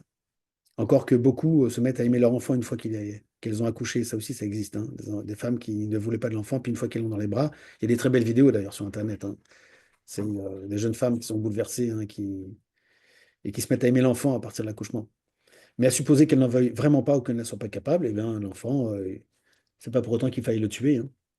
De toute façon, en partant dans ces logiques-là, vous savez, tôt ou tard, on aura l'avortement postnatal parce qu'il le prépare déjà.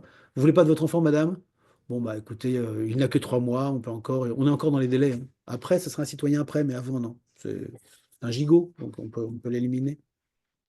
Faire très attention parce que, encore une fois, malheur à qui profane le temple de Dieu. L'être humain, c'est le temple de Dieu. par excellence. Et jamais l'Égypte ne l'aurait admis. Je pense qu'il faut vraiment relire, il faut se cultiver, il faut avoir repris un peu les choses à l'origine. Aucune civilisation, ni les Amérindiens, ni les Chinois, ni les Aztèques, ni les Tibétains, ni les Japonais, personne n'a professé le meurtre de l'enfant en naître. Il n'y a que la société moderniste, matérialiste qui le fasse. Parce que pour la société matérialiste, c'est un embarras, c'est un problème légal, c'est un sentiment, c'est tout ça qui rentre en jeu, alors que jadis, ça n'entrait pas en jeu tout ça. J'entends, tout ça, ça me parle beaucoup. Mais alors, là, ce que vous venez de dire, ça m'a fait penser à une autre question qui découle là. J'entends bien que c'est très probable qu'aucune civilisation n'ait souhaité ça, mais par contre, certaines de ces civilisations faisaient a priori des sacrifices d'enfants ou Dans leur pour période, dans leur pour des période dieux, quoi. non, dans leur période de dégénérescence. Ouais, C'est je- pas, c'est pas originel.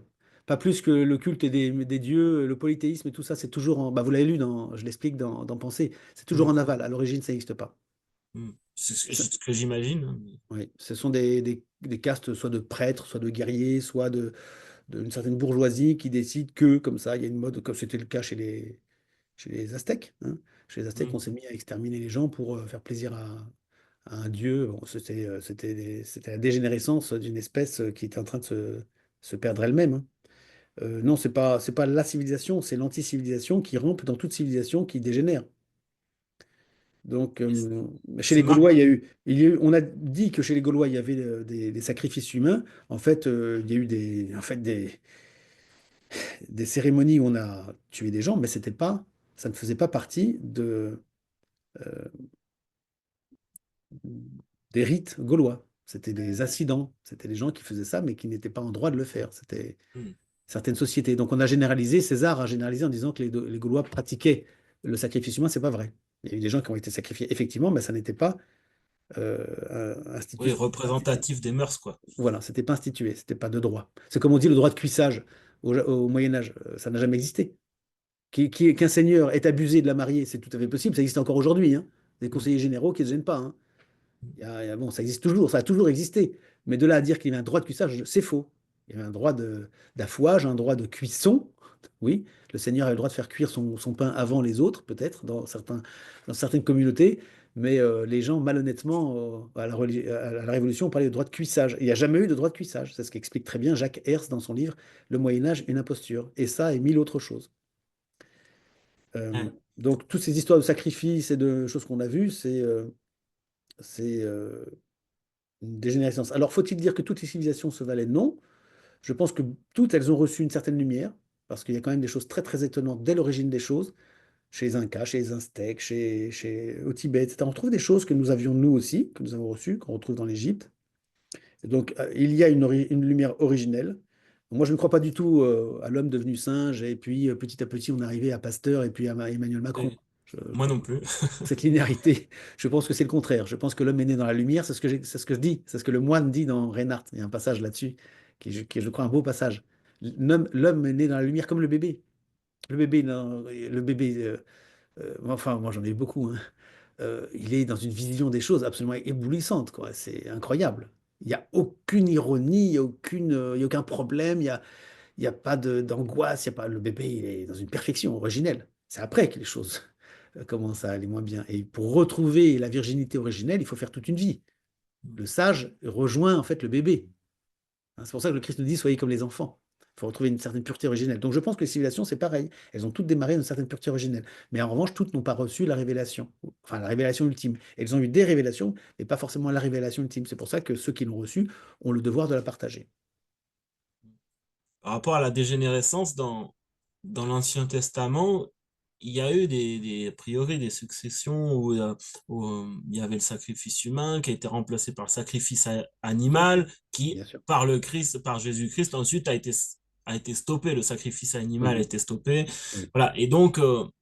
Bon, ben, et donc là, dans l'Ancien Testament, dont moi je ne suis pas suffisamment connaisseur, loin de là pour me prononcer, est-ce que ce serait clair dans l'Ancien Testament que chaque fois qu'il est question de sacrifice humain, ce sont des périodes de dégénérescence?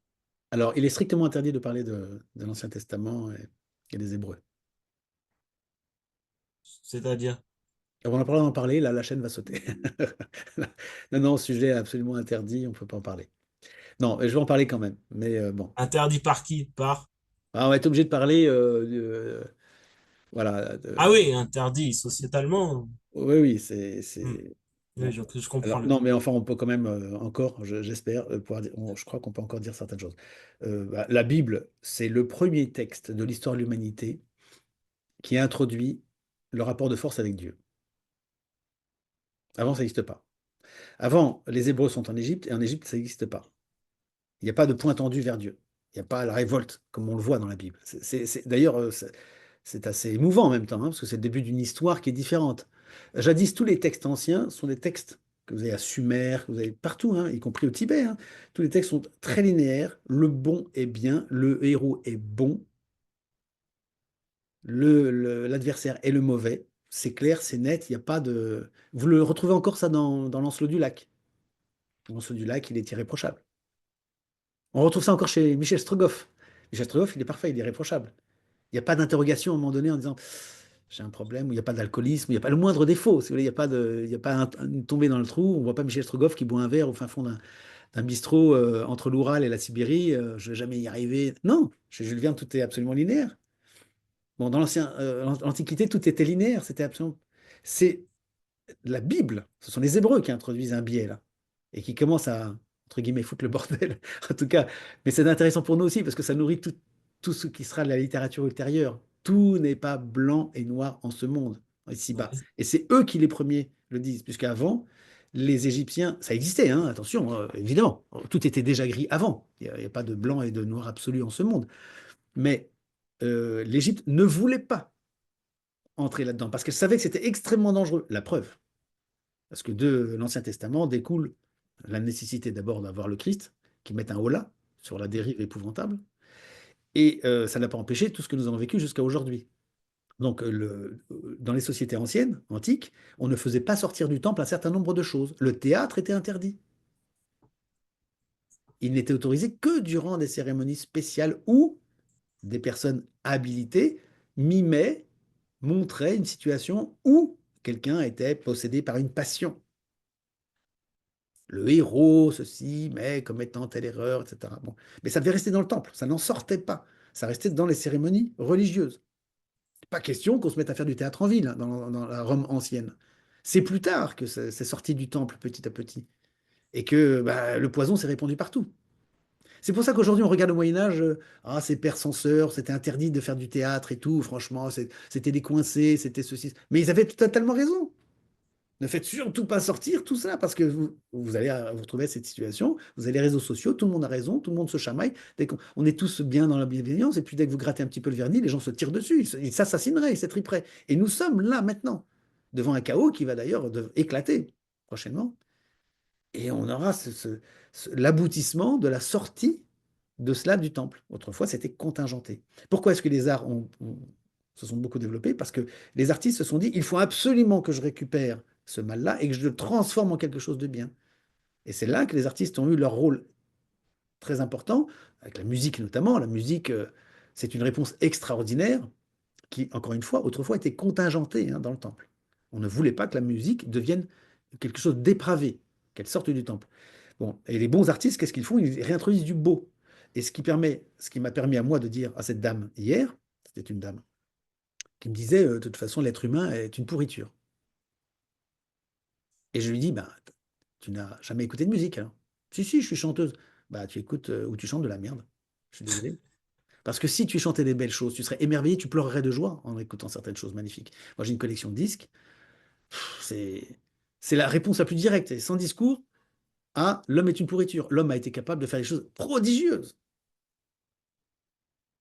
Il n'y a que Ouais. l'artiste qui puisse, à ce moment-là, quand tout a fuité, entre guillemets, est sorti du temple, il n'y a que l'artiste et le religieux qui puisse dire attention, attention, attention, ne laissez pas le libre arbitre, etc., sortir du temple, parce que là, attention, il va y avoir des dégâts. Et c'est ce qui s'est passé.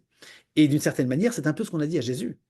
Ainsi donc, toi, tu prétends que tu es ceci, Pilate aussi, il a bien vu qu'il y avait une menace concrète. Et il n'était pas idiot, Pilate, loin s'en faut. Qui es-tu? Et finalement, il a reconnu, il a vu que Jésus était bel et bien Jésus. C'est pour ça qu'il voulait le relâcher. Mais sa première question, c'est, mais qui es-tu, toi? Tu te rends compte de ce que tu nous amènes là? Tu vas nous foutre une merde, pas possible pour le dire aujourd'hui, comme aujourd'hui. Tu vas nous mettre une merde épouvantable.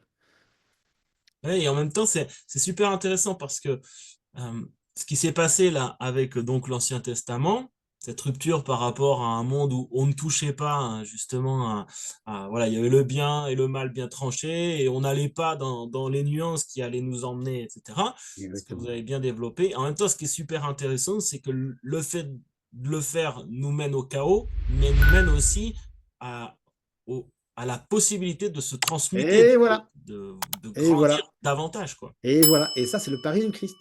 Ouais. Le Christ, bon, si je devais transposer une pensée purement humaine, en gros, c'est, bon, de toute façon, c'est sorti, c'est foutu.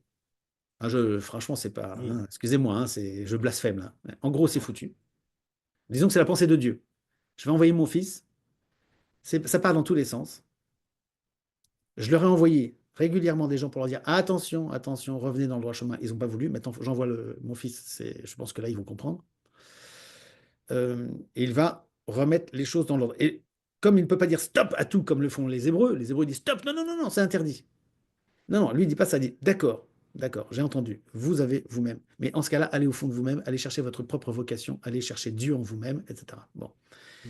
Et suivez les commandements que je vous donne pour ne pas sortir, pour ne pas vous noyer, quoi. Restez à bord du navire, sinon vous allez vous noyer. Et Dieu savait que ça se passerait mal, mais il y a quand même cette résurrection, la passion et la résurrection, qui permettent de sauver cette humanité. Et en partie d'ailleurs malgré nous. Parce que quand même une grande partie de l'affaire, c'est que le Christ nous sauve malgré nous-mêmes quand même. Il nous sauve Mm. malgré nous, pourvu que nous voulions tout de même un peu faire la démarche. Mais l'essentiel du travail, c'est quand même lui qui le fait. Alors, il faut revenir quand même sur l'histoire de la Bible. La Bible introduit un biais qui est un biais extrêmement dangereux, dont découlent beaucoup de choses, mais en même temps, euh, le, la solution est présente aussi. Alors, il faut remonter à ce moment-là, il faut remonter à la sortie du Jardin d'Éden. Parce que si le Jardin d'Éden, il y a cet incident fâcheux qui est dû à la volonté de l'homme de s'accaparer la connaissance avec un grand C, Mm. il y a aussi la sanction de Dieu, sanction n'étant pas forcément à prendre comme châtiment, mais étant comme marque une étape. Il y a une part de châtiment, mais il y a aussi une part de grâce qui est donnée à l'homme. L'homme se retrouve dans son incarnation présente avec une nouvelle voie. Il dit, bon, tu avais tout, tu as tout gâché, mais tu vas pouvoir le récupérer, à condition, bien sûr, que tu suives un certain nombre de choses qui sont exposées dans la Genèse et qui seront révélées ultimement par le Christ. Mais ce n'est pas une condamnation totale, ce n'est pas un châtiment total, c'est pas tu vas vivre dans la souffrance, la douleur. Ce qui est un petit peu ce que les Hébreux ont compris. Depuis le Jardin d'Éden, on est dans le châtiment, dans la douleur, dans la punition perpétuelle. On est un peu avec un Dieu méchant quand même. Hein, c'est ce qui nous en distingue. Or, nous disons, non, non, au moment de la sortie d'Éden et au moment de ce jugement, de se prononcer, Dieu nous donne une grâce extraordinaire qui est cette incarnation dans laquelle nous allons pouvoir atteindre au salut. Nous allons pouvoir nous sanctifier, à condition de faire ce qu'il faut. Et Sinon, cela, bon, ben, cela, c'est plus ou moins compris à travers toute l'histoire de la Bible. Il y a des dérives, il y a des massacres, quelque chose d'épouvantables. Nous sommes le peuple élu, donc on massacre tous les Philistins et ceci et cela. Puis on en prend plein la figure aussi, parce que les autres sont pas forcément très gentils. Et puis voilà, c'est le premier roman en fait. Pour moi, c'est le premier roman, hein. Je me trompe peut-être, mais c'est la première fois qu'on introduit des biais de ce genre. Avant, tout était quand même très, très, très, très rassurant et très sécurisé, si je puis dire, pour parler comme un pompier. Mais à partir d'eux, c'est quand même c'est le bordel, hein. La Bible, c'est le bordel, hein. C'est, pour le dire encore une fois, c'est pas forcément le mot juste, hein. C'est peut-être pas ce que diront les exégèses, mais euh, il y a quand même, c'est très très perturbant par rapport à tout ce qu'on a lu précédemment, et avec ces allers-retours entre bien et mal. Et puis moi, je distingue aussi quand même, je distingue couronne blanche et couronne noire, parce qu'on voit très clairement dans la Bible la lignée de David, etc. Elle est juste, Moïse, etc. Et puis les autres en face quand même qui sans arrêt reviennent à l'assaut et le veau d'or, bon. Donc il y a toujours quand même deux familles. Et jusqu'au moment du procès du Christ, hein, on voit bien Caïphe face à Jésus. Voilà, donc quand les gens nous disent de toute façon, vous les chrétiens, vous tenez des juifs, nous tenons de la couronne blanche chez les juifs, pas de la couronne noire, c'est pas pareil. ah, oui. Bah, pour C'est le dire nouvel ça, Israël. c'est quelqu'un qui ne s'est pas très renseigné quand même sur. Oui, Mais bon. oui, c'est ça. C'est à bien dire parce que, effectivement, s'il y a un nouvel Israël, c'est celui-là. C'est pas celui d'un judéo-christianisme qui n'est pas bien distingué. Mm. Le judéo-christianisme, ça n'existe pas. Si on le prend tel quel, ça n'existe pas. Il y a un Et- lait qui est celui de la couronne blanche et du Christ, mais c'est tout. Enfin, c'est tout. Bon, alors, je ne dis pas qu'il faut extraire complètement tout le legs hébreu à proprement parler, parce que ça existe quand même, ça fait partie de notre culture. Mais du point de vue de la philosophie fondamentale, de l'ontologie, de la voie du salut, c'est la couronne blanche et c'est pas la couronne noire. C'est pas mm, l'hébraïsme. bien d'accord. Ouais. Ma foi, c'est passionnant. On est allé loin pour cette histoire d'avortement. Oui, Et je veux dire, c'est intéressant parce que justement, ça, c'est là où on voit que les enjeux sociétaires actuels, ils renvoient à beaucoup de choses oui, oui, et ils ne peuvent que difficilement et mal euh, être appréhendés comme on le fait oui, justement à l'heure actuelle. oui. Oui, parce qu'on est sur des niveaux, des degrés beaucoup trop bas, qui Ouais. sont caractérisés de la décadence. Donc on regarde tout par des mauvais prismes. Le côté économique, le côté social, tout ça, c'est complètement en aval. C'est complètement en aval. C'est pour ça que j'ai essayé dans ce livre de remettre les choses dans la juste perspective et rebâtir la pyramide, mais dans le bon sens. Là, on est dans une pyramide inversée en ce moment. Mais la pyramide dans le bon sens, c'est-à-dire qu'il y a les fondations et puis il y a le sommet. Et quand on remet tout dans le bon sens, après, c'est beaucoup plus facile. Quand vous êtes dans un bon système, l'économie, le social, tout ça, ça règle très vite. C'est beaucoup plus facile. Beaucoup plus facile. Et là, on est complètement paumé comme on n'a plus les bases, comme on a coupé en fait. Hein. Ouais. 1789 nous a coupé fondamentalement non seulement du christianisme, mais de tout ce qu'il y avait précédemment et qui constitue cette souche sociale, économique, politique. Tout ça, c'était très très ancré. Hein. Euh, les institutions, la royauté, elle remonte à bien avant le Christ. Donc c'était une institution qui s'appuyait sur des révélations antérieures et il y avait une justesse très très profonde, une justice très profonde qui était imparfaite parce que c'est humain de toute façon, mais qui était infiniment préférable. Tout ce système ancien que nous avions, la protection des corporations, des individus, la manière dont la justice fonctionnait, la manière dont le soin, dont l'éducation, tout ça, ça fonctionnait, ça remonte à des millénaires. Et tout ça, ça a été cassé en deux au moment de la Révolution, de manière fatale. Après, une fois que vous avez cassé l'outil, ben, c'est comme disait le docteur Planté, là, c'est excellent, à un moment donné, en médecine, il dit, qu'est-ce qu'on dit à des jeunes qui font médecine? On leur dit, quand ils passent leur examen, on leur dit, bon, ben voilà, ils cassent un clavecin devant eux, ils le cassent en 1000 morceaux, ils disent, allez-y, remontez le clavecin en guise de leçon de musique. Hein. On vous casse le clavecin en 1000 morceaux, puis comme ça, vous allez le reconstruire, et comme ça, vous avez tout compris à la musique. Ben non, vous n'avez rien compris du tout. C'est comme le corps humain. Hein, on vous découpe un mec en 1000 morceaux, allez, Mm. reconstruisez le corps humain, vous n'allez pas y arriver, et vous n'aurez rien compris à ce que c'est que la biologie et la manière d'appréhender l'être humain dans sa complétude. Parce que c'est Mm. pas ça, c'est pas matériel, c'est pas ça. Et ben notre société humaine, actuellement, si vous regardez les discours à l'Assemblée nationale, ça n'est que ça. On démonte des clavecins, on les bousille à coups de masse, et puis après on essaie de les remonter, et puis on n'y arrive pas, et chacun croit avoir trouvé oui, il faut mettre la corde ici, il faut mettre la clé de sol là, voilà. Bon, ça c'est. Enfin, pour le dire comme Carlos Castaneda, ou plutôt Don Juan, qui est le vieil indien dans le livre de Carlos Castaneda, tout ça c'est de la merde. Mm. Très bonne conclusion sur le sujet. Et qui nous amène d'une manière différente mais reliée à l'homosexualité, sur Ah, laquelle il y a aussi dans le livre une position plutôt tranchée. oui. Et elle est quoi? C'est quoi cette position? Alors, eh bien, c'est une position qui, telle que je l'ai perçue, donc là, ça peut être aussi un problème de perception, mais qui peut être lié à un problème d'expression initiale, mais en tout cas, tel que je l'ai perçu, c'est un rejet assez catégorique. Je l'ai perçu comme un rejet assez catégorique de De quoi?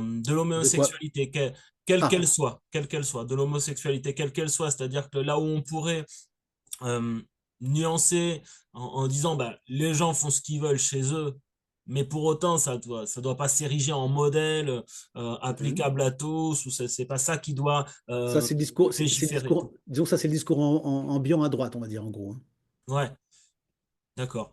Mais moi, ce que j'ai entendu là dans le livre, c'est pas c'est pas une prise en compte de l'homosexualité comme une composante sociétale, mais qui a priori est marginale et qui doit, ben voilà, qui doit pouvoir exister, mais sans que ça engage toute la société derrière, qu'on légifère par rapport à ça, que ça devienne un modèle dominant, alors que c'est un modèle a Oui, priori mineur et oui. qui peut être tolérant en tant que tel, mais qui ne devient pas un modèle dominant auquel tous les autres doivent souscrire, etc. Donc ça, moi, j'ai pas entendu ça, j'ai plutôt entendu un rejet de l'homosexualité, point.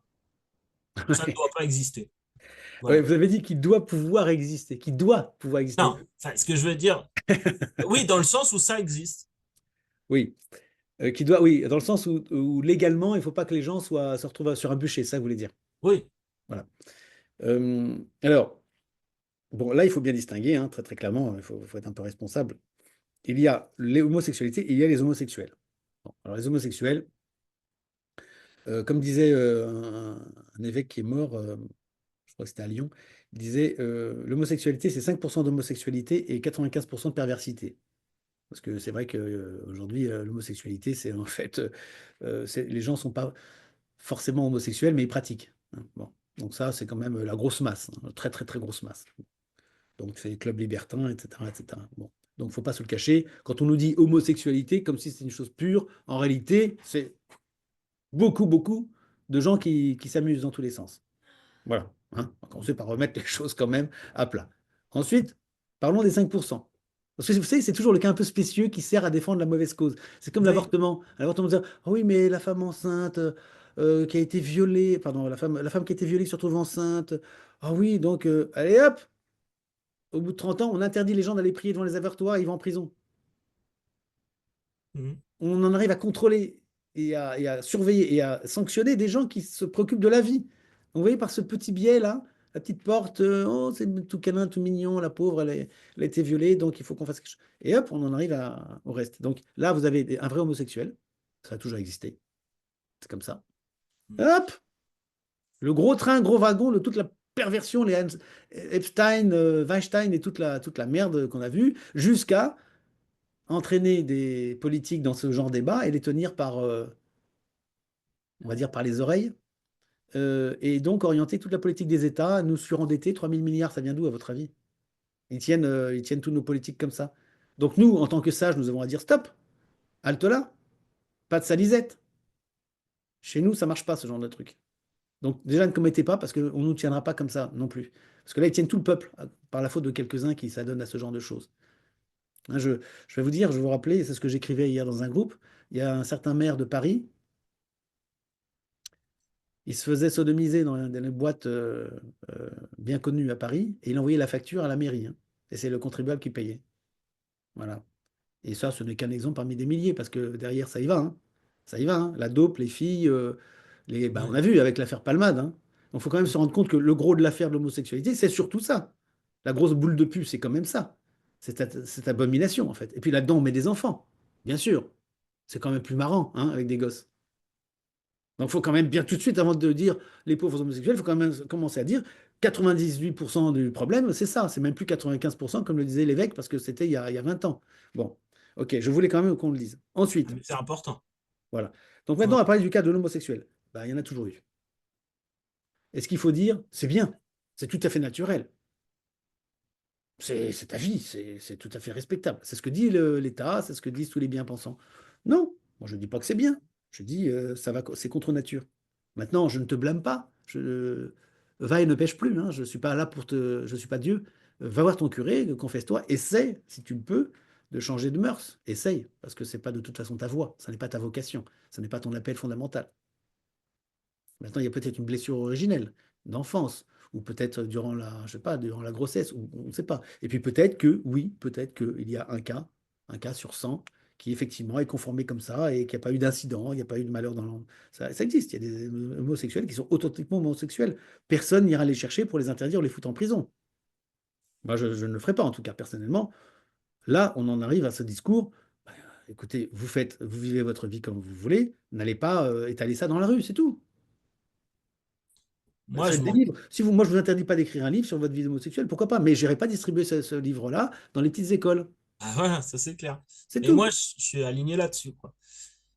Et Voilà. effectivement, par contre, c'est l'occasion et peut-être ça aurait mérité une pensée pour explorer ça, c'est cette distinction entre effectivement tout le dévoiement issu de cette réalité mineure et tout ce que ça a drainé, quoi.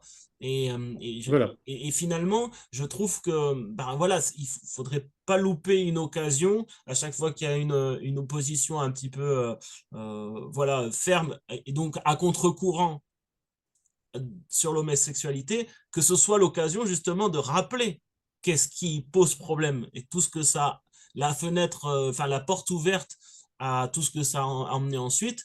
Oui. Et ça permet ensuite, je pense, pour les auditeurs, les gens qui seraient amenés à croiser cette pensée, cette réflexion, de mieux accepter l'idée que, qu'il y a un problème avec l'homosexualité. Si l'on reconnaît que dans dans une dimension très marginale, ça peut exister, et tant que c'est dans l'intime, et ben, ma Voilà. foi, bon. Je voudrais rajouter deux, trois choses. Donc, une chose qui est vraiment gênante, hein, pour tout le monde, hein. Mm, Euh, la première des choses, c'est. Bah, ça y est, j'ai perdu le fil. J'ai perdu le fil. Ça me revient là peut-être. ouais, Bon, on va passer à la chose gênante. Dans la vie sexuelle, dans la sexualité de l'individu, vous avez des fantasmes. Et je pense qu'il est très important d'enseigner aux gens que votre vie fantasmatique, prenez bien conscience elle appartient à votre cercle d'intimité et ne doit pas sortir de là. Ne mm, culpabilisez pas parce qu'il y a plein de gens à qui je dis ça, l'homosexualité, il y en a beaucoup peut-être qui ont des fantasmes de cet ordre-là. Ou alors ils aimeraient que leur femme soit avec une autre femme, par exemple, hein, parce que dans leur fantasme, je veux dire, vous voyez. mm, Ou peut-être eux-mêmes, ils soient avec un autre homme parce que ça fait partie de leur fantasme. C'est pas parce que vous avez ce fantasme-là que vous allez passer à la réalité. Vous allez vraiment le faire. Donc maintenez bien le fil. Dans la vie individuelle, le cerveau, c'est compliqué. Et à certains moments, le cerveau, dans la vie sexuelle, vous pouvez avoir des fantasmes. Dans la colère, vous pouvez avoir des envies de meurtre, etc., etc. C'est normal. Ça peut être normal. Ça peut être blâmable aussi, hein. Je ne suis pas dire que je suis pas en train d'encourager ça, mais je veux dire que ça peut j'entends. arriver. Donc, il ne faut pas vous en vouloir parce que vous avez des trucs un petit peu. Bon, vous n'allez pas raconter partout sur Internet. Bon, déjà, n'allez pas sur Internet pour le raconter, hein. Hein, n'est-ce pas, Monsieur Soral, hein, parce que bon, il y a quelques-uns qui vont se promener et qui vont raconter des choses ou montrer des choses qu'ils ne devraient pas montrer. Donc déjà, faites attention. Et puis n'allez pas faire des confidences ou des messages machin à tel ou tel qui se retrouveraient plus tard. Bon. Parce que pourquoi? C'est pas seulement pour vous-même, c'est que des enfants peuvent tomber là-dessus, etc. Il y a des gens que ça va fragiliser. Donc déjà, voilà, faites bien le distinguo entre la vie de votre cerveau qui a ses ébullitions et la vie publique. Soyez bien clair là-dessus, au propre. Bon. Deuxième chose, alors ça y est, je retrouve un peu le film, le truc. Ensuite, pensez à une chose. Notre société qui continue à professer ce discours d'une excessive tolérance vis-à-vis de l'homosexualité, laquelle reste une violation de la loi naturelle, elle ne se rend pas compte qu'arrivent les talibans là. Alors attention, hein, là on va passer du tout au tout. Et la rupture, c'est toujours très difficile pour une population. Une population qui va être habituée à l'homosexualité, qui pratique d'ailleurs, hein. Beaucoup de gens pratiquent, hein. Ils ne sont même pas homosexuels, mais ils pratiquent par perversité. Enfin, je me mesure pas ça, ouais, mais Ah ouais, j'imagine. non, c'est très, malheureusement, c'est très, très répandu, hein. Il y a beaucoup de gens qui s'amusent, on va dire, hein. Bon. Mm. Ben, le jour où on va passer sur une société de charia, puisque la démographie nous amène à ça, inéluctablement, et qu'on n'aura pas les populations, comme on n'a pas la natalité pour avoir une population capable de résister à l'invasion de manière suffisamment musclée, on ne les aura pas d'ici 2037. Et à partir de 2037, c'est la période où c'est l'islam qui prendra le dessus politiquement, qui va être majoritaire à l'Assemblée, etc., entre Oui. 2037 et Ce qui est 2050. bien développé dans le livre pour les Voilà. auditeurs qui ne l'auraient Donc ça, pas. c'est inéluctable. Donc les gens qui continuent à dire oui, grand placement, il faut les refouler, ils sont dans le rêve, ça n'arrivera pas. Les gens, ils sont là et ils partiront pas. Et on n'a pas euh, l'armée, la police et la mentalité et les politiques pour chasser les gens qui sont entrés en France. Que ce soit clair. Les gens qui en rêvent, ils rêvent à faux. Ils perdent du temps. Il faut passer maintenant à l'étape suivante. Comment est-ce qu'on va faire après? Et donc, ces gens vont arriver. Et là, ça va être l'interdit formel. éventuellement, les gens vont se faire courser dans la rue pour homosexualité, parce qu'on voit comment ça se passe à Kaboul ou ailleurs. Hmm. Et comme on ne prépare pas les gens à ça, on va les amener à la cassure. On leur dit non, mais n'inquiétez pas, tout va bien, l'homosexualité, il n'y a aucun problème. Et puis tout d'un coup, paf, ils vont se faire descendre dans la rue et on ne les aura pas prévenus. On va recommencer le coup de 1939. Tout va bien, ça. Puis en 40, c'est la débâcle, tout le monde est obligé de partir à pied de chez soi avec ses valises. C'est une saloperie que l'État se prépare à faire parce que les gens ne sont pas préparés. Il faut tout de suite commencer à dire aux gens, attention, l'homosexualité, c'est pas une voie, hein. C'est pas une voie morale, et c'est pas une voie politique non plus. Vous allez avoir des gros, gros, gros, gros problèmes. Et vous avez déjà tout le Sud global, là, notamment tout l'islam, en train de se dire, ces blancs sont des dégénérés. Oui, Et effectivement, nous sommes en plus avec ça. Il faut un gros paquet, hein. Pédocriminalité, homosexualité, Canal+, à partir de je ne sais pas quelle heure, etc. Tout ça. transgenre et tout ça. Voilà. Hmm. Et puis ils ont le football américain, voilà, ils crament l'argent dans le cinéma, ils font du sport, ça coûte des fortunes, ils célèbrent des faux dieux, ils font les Jeux Olympiques, tout ça, ils font un paquet, ils disent tout ça c'est abominable, on va le foutre en l'air, hein, parce qu'il y en a qui viennent avec la hargne, j'aime mieux vous dire. Donc nous devons, de manière très urgente, c'est pour ça que j'ai écrit aussi ce livre, il faut vraiment faire machine arrière, et les gens qui arrivent au fur et à mesure, il faut leur dire, non, non, nous on n'est pas comme ça, hein. C'est ce qu'on faisait à la télé, mais nous on n'est pas comme ça, on n'est pas Macron, on n'est pas tous ces gens-là, hein. Hmm. On n'est pas Brigitte, Jean-Michel et compagnie, hein. On n'est pas des invertis, on n'est pas des PD. Il faut le dire, il faut avoir cette parole assez forte et assez claire. Bon, alors ça va à côté de, oui, nous comprenons qu'il y a des homosexuels, et de toute façon, même dans l'islam, il y a des homosexuels, hein. Et puis je veux vous dire que dans l'islam, dans le monde islamique, je veux dire, hein, je ne dis pas dans l'islam, dans le monde islamique, Oui. parce que c'est interdit par l'islam, et dans le monde islamique, il y a aussi des avertis, il y a toujours eu, hein. Dans les bleds, on savait très très bien que, bon, voilà, il y en a un qui passait, bon, voilà, on le sait très bien, ça a toujours existé. Et plus d'ailleurs dans ce monde-là que chez les chrétiens. Il y a 300 ans, il y avait plus d'homosexualité dans les pays d'influence islamique que chez nous. Parce que chez nous, c'était interdit, tout simplement. Alors eux, chez eux, c'était interdit, mais il y avait une tolérance, ça se pratiquait. C'était connu, hein, vous lisez des textes, bon, bah, on sait qu'il y avait... ça existait, quoi. Bon, Ouais. bon bref, ça existait d'ailleurs aussi chez nous, chez les courtisans, hein. On ne peut pas le Hmm. cacher, hein. Donc, s'ils nous répondent ça, on dira oui, c'est vrai. Chez nous aussi, chez les courtisans, ça existait. Bon, voilà, donc je pense que on a le droit d'être tolérant, et il faut l'être, mais tenons compte du fait qu'il y a des populations qui ne devraient pas être touchées par ça, donc un grand public, et tenons compte du fait qu'il y a des gens qui arrivent et qui ne vont pas le tolérer. Et ça risque d'être violent. Donc nous avons le devoir d'éviter aux populations un sort funeste. Ah, super, très intéressant. Moi, j'ai apprécié de parler de ces sujets-là parce que, donc, globalement, comme je l'ai un peu exprimé, moi, globalement, toutes ces pensées me parlent beaucoup, qui sont développées dans ce livre. Et donc, sur ces deux sujets-là, j'étais moins sûr. Donc, j'ai trouvé très intéressant qu'on puisse aller plus au fond des choses et donc, justement, dans les nuances et les subtilités qui pour Oui, moi, me rapprochent de la pensée plus juste, du positionnement oui. plus juste, et que j'ai trouvé là dans cette discussion, et que je n'ai pas forcément trouvé dans le Oui. livre, où Bah, j'étais je pas m'en sûr. excuse. Je Voilà. m'en excuse, je ne l'ai pas forcément développé dans le livre, mais il est vrai que vous avez vu déjà sa taille. Et Ah oui, puis, oui. comme vous le savez, mon imprimeur, là, il me limite à 800 pages. Au-delà, il n'accepte plus les textes. Donc, sur 800 pages. Déjà, c'est écrit en petit, on me l'a suffisamment reproché. Donc, c'est écrit en caractère assez petit. C'est pas du 12, hein. Et Ouais. donc, après, bon, vous voyez un peu ce que ça donne, hein. Enfin, vous connaissez le livre. Ça Bon, fait moi, quand ça même ne m'a pas les, dérangé, mais je sais voilà, bon. Il que y a les quelqu'un qui m'a gens. dit, là, il y a un Ah, monsieur à qui enfin, qui l'a lu, là, qui est venu à la maison, qui m'a dit, moi, j'arrive pas à lire, quoi, avec mes yeux, ouais, ouais, c'est un problème. Donc, si j'avais dû développer chacun des points de vue, je pense que il aurait fallu que je fasse 3 tomes, ce qui eût été possible. Mais dans mon idée, c'était un livre, bon. non, mais il est très bien. Mais après, justement, hein, bon, c'est aussi intéressant de donner une suite à un ouvrage par soit des conférences, soit des interviews, soit Oui, pour oui, tout à aller, fait. quand il y a la matière, et là, il y en a, pour aller encore au fond des choses. C'est pas Oui. forcément que par l'écrit. Donc, bah là, on est à 2 heures d'interview. Ah, déjà, d'accord. Donc, effectivement, c'est vite Oui, passé. Moi, je trouvais ça très intéressant. Là, on va peut-être devoir finir. On a oui, vu la plus... Parce que, bon, ben, pour que j'aille manger avec ma famille, voilà, ça va être l'heure. Mais en tout cas, là, j'ai trouvé qu'on a abordé tous les sujets essentiels que je souhaitais aborder. Il y aurait encore plein d'autres choses, hein, c'est sûr, hein. Mais voilà, moi, je suis hyper satisfait. Il a fallu prendre le temps, mais c'est Euh, super.